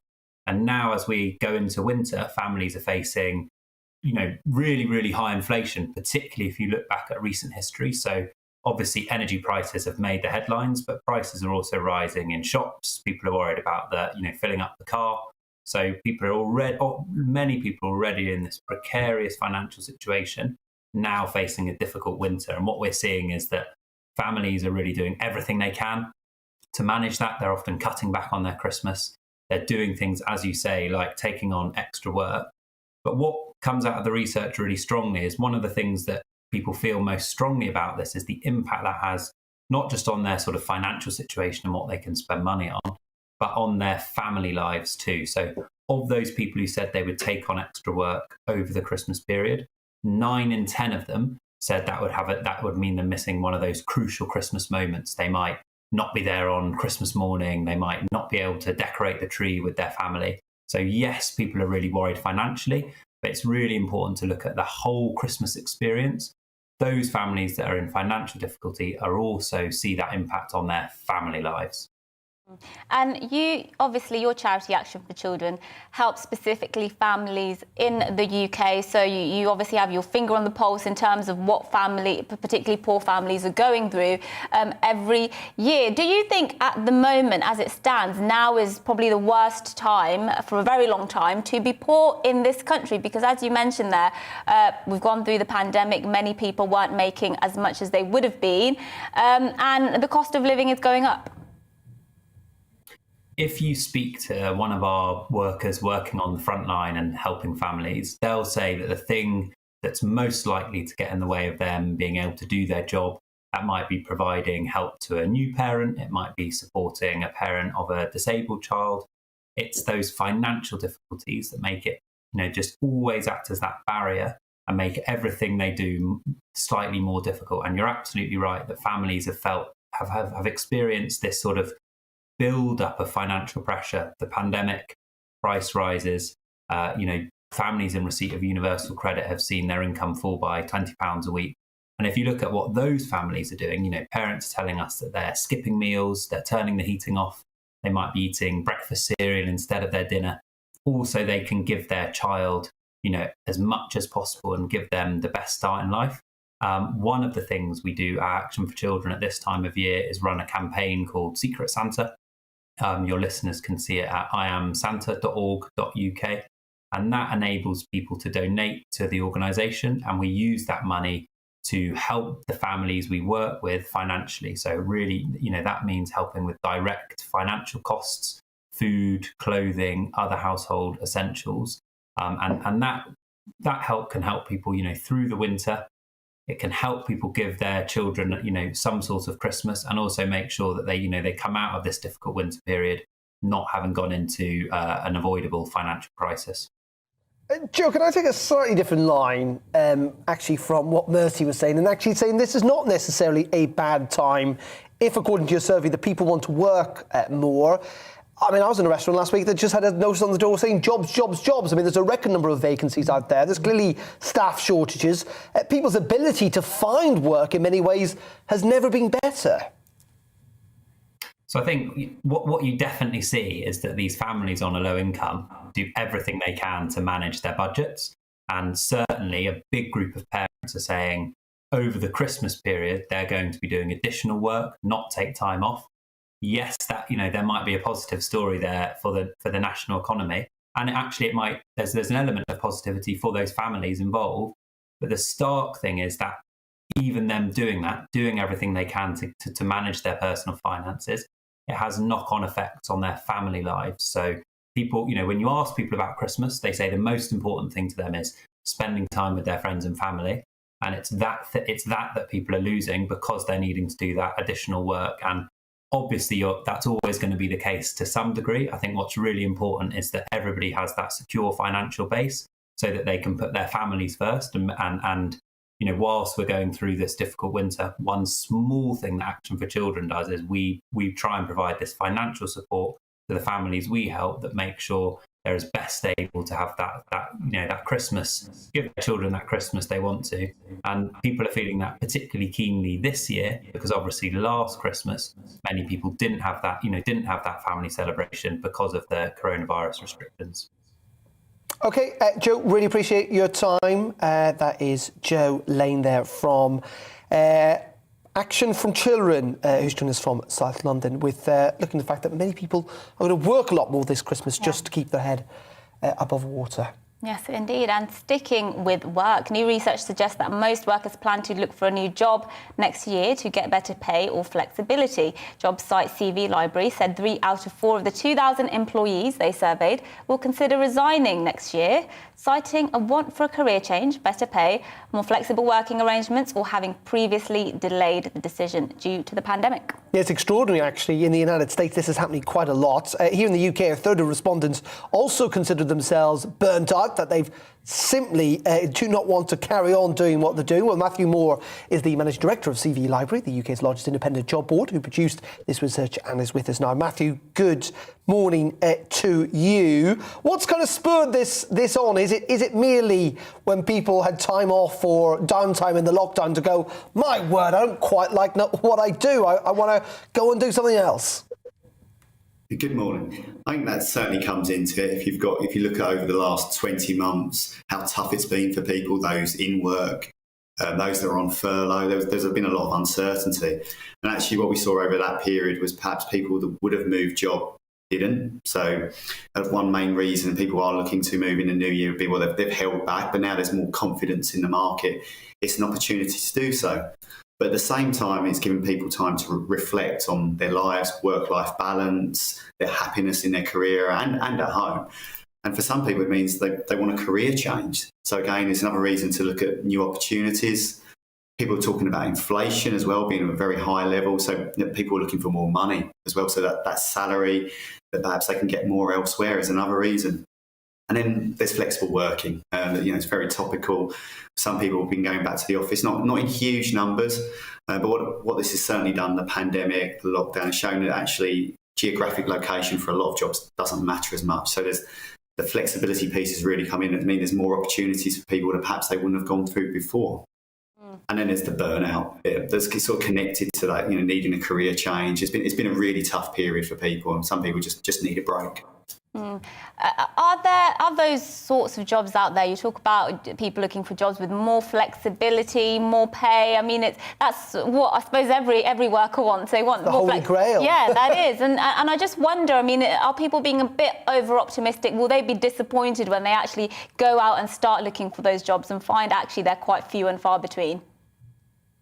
I'm not sure, actually. We touched on earlier, actually, a previous person you spoke to. There's a record number of opportunities out there in the market. You'll see there's 225,000 jobs on CV Library's website alone. So there is opportunity. The grass isn't always greener, but at the moment, it's a really candidate-driven market in terms of the opportunities that are out there. I think there's been this period where employers perhaps haven't recruited over the last 18, 20 months, but at the moment, they're desperate for staff. So there is that opportunity for candidates to actually get a little bit more, get more flexibility and get more salary. Just in terms of the kind of big fundamental shifts here, there's been an awful lot of focusing, particularly on that flexibility, hasn't there? People working from home, millions more people have done that. Employers have tried to coax people back to the office, haven't they, during the summer? But there is this sense that things really have fundamentally changed, that if you want to attract talent in future, you are going to have to be prepared a level of home working where it is possible, or else you'll just not attract those good people. Is it fair to say there's been a fundamental shift in the jobs markets? I believe so. I think it was happening anyway, but it's certainly accelerated something that was already in place. A lot of technology teams have already worked remotely, but I think it is here to stay, and that the hybrid working arrangements that you're seeing in many locations, many industries, I think really are here to stay. And if you're saving on your travelling costs, as perhaps only going into the office 2-3 days a week, perhaps rather compared to 5, and it's going to be hard to coax people back in. Really, really fascinating stuff, and we'll have to see what's going to happen in the new year. Lots of people, as I say, it's already happening in the United States, though. I think there's been a record number of people quitting their job this past year. Matthew Moore there is the Managing Director of CV Library, joining us, talking about whether people are going to switch things in the new year. I must add that it seems at the moment that there is now a shadow cabinet reshuffle on the way. At the same time that Angela Rayner is speaking as the Deputy Leader talking about toy corruption. Unsurprisingly, lots of the questions directed towards her have been about the reshuffle, of which she claims she's not been consulted on and doesn't know very much. So I'm not entirely sure she's been very happy at the timing of this announcement, but it is expected that Keir Starmer is going to change his front bench, likely, possibly, that Cooper might become the Shadow Home Secretary. Questions as well over Kate Green, who's the Shadow Education Secretary. But an attempt, I think, by Keir Starmer to try and stamp some authority on the party after having, frankly, quite a good few months when it comes to pulling some punches or hitting some blows, whatever the phrase is, when it comes to the government on corruption, and also doing pretty well at PMQs. Yes, and you'll be actually back later with your briefing, which I'm sure you will be updating our viewers on all the details on that reshuffle. Just going to a couple of your views, that there are still, people being split on the issue of masks, and people saying, well, if you don't, the people who are saying that masks don't work and they don't wear them, they're saying, well, if you don't wear them, then they won't work, of course. Somebody here saying, why are we showing Angela Rayner ranting? And, we're showing her because she's the Deputy Leader of the Labour Party, Her Majesty's most loyal opposition. So that is why we, of course, are showing you Angela Rayner. As much as some people might have some strong opinions about her, she is still does still hold that position in the Labour Party. John here saying that in a caring society, it should be the responsibility of everyone to protect others.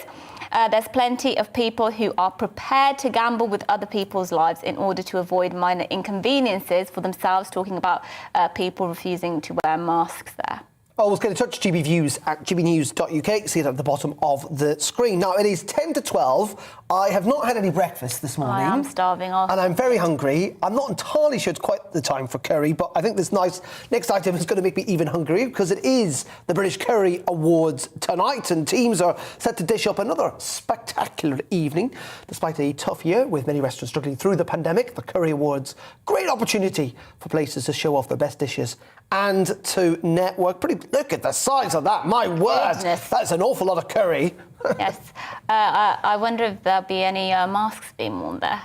Perhaps not. Well, we'll see. Well, not when you're eating. Not when you're eating. Yeah, and anyway, the mask mandate comes in at 4 a.m. this morning, so... Tomorrow morning. Tomorrow morning. So, but it doesn't apply to restaurants. We must make it clear. It is only in shops. It doesn't apply to pubs or restaurants, does it? But yeah, this year is expected to be the biggest to date, with a record number of public nominations, and figures from government, critics and celebrities from around the world will be in attendance at Battersea Park in London tonight. And we're actually joined by Enam Ali, who's founder of the British Curry Awards and recipient of an MBE for his services to the Indian and Bangladeshi restaurant industries. Good morning. Thank you for joining us this morning. So tell us about this spectacular event. I have to admit, I don't eat much curry, but I'm willing to be sold over. So tell me about this celebration of curry in Britain. Yeah, good morning to you. Thank you for having me. Yes, it's an amazing event going to take place tonight. And the people from all around the world, people coming and watching the program.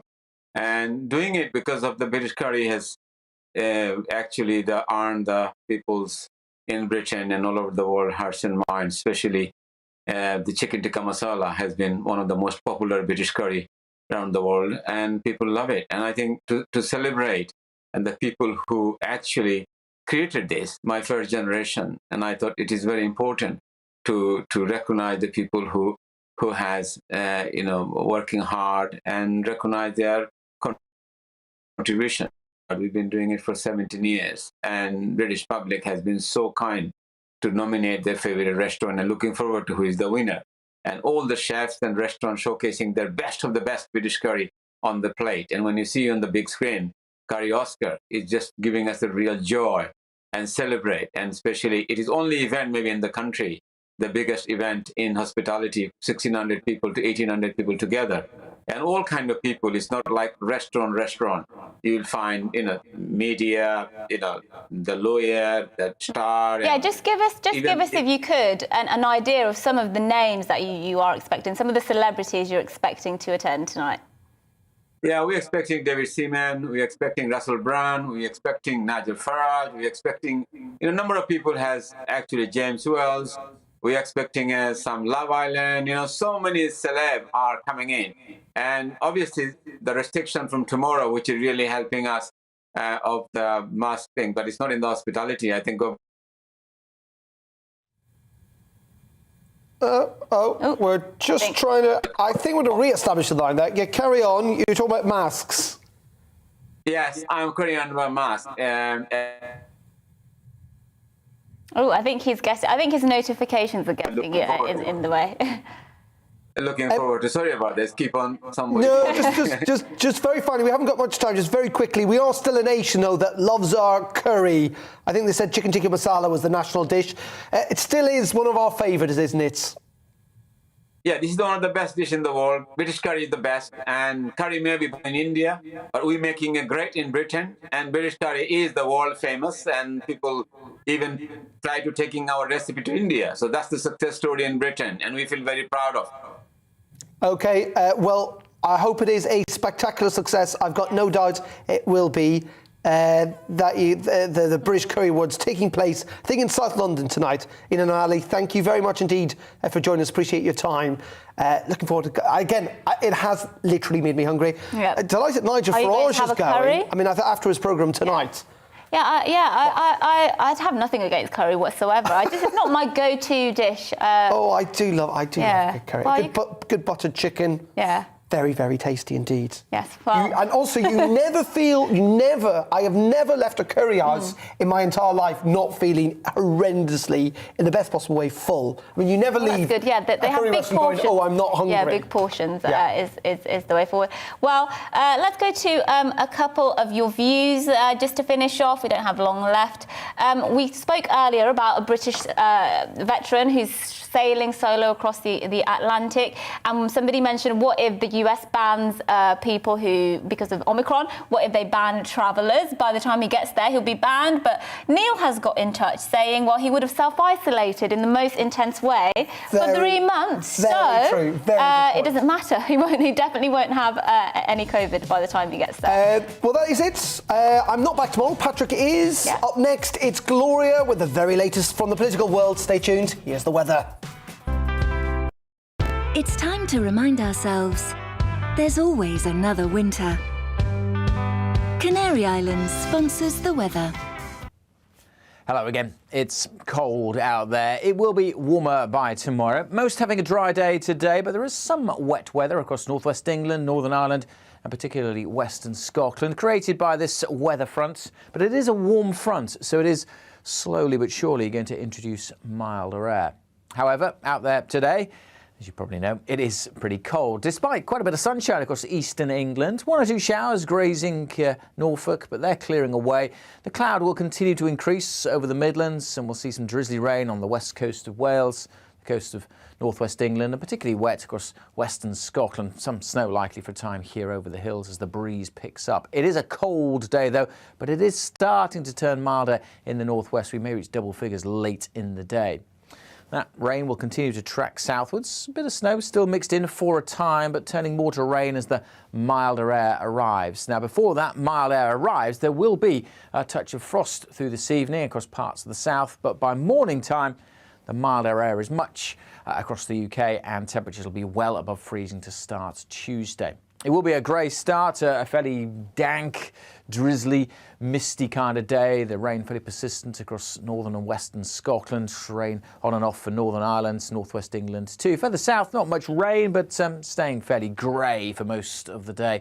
But it will, as I said, be an awful lot milder than it is out there today. Temperatures widely up to double figures. Notice some heavier rain coming up to the northwest later on in the day, and the winds picking up as well. That rain will spread across Scotland and Northern Ireland during tomorrow evening, before a band of rain swings across England and Wales during Tuesday night. And that will then reintroduce colder air later this week. So the weather chopping and changing somewhat. We should see some good spells of sunshine, especially on Thursday, but it will be colder by then, before perhaps turning milder again on Friday.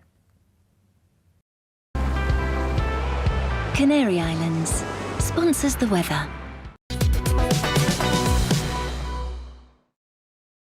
You're watching GB News live across the UK and the world on our digital stream. GB News is Britain's news channel. We are the UK's home of discussion and debate from all perspectives. We are here for you. Don't forget to join our YouTube community by clicking on that subscribe button.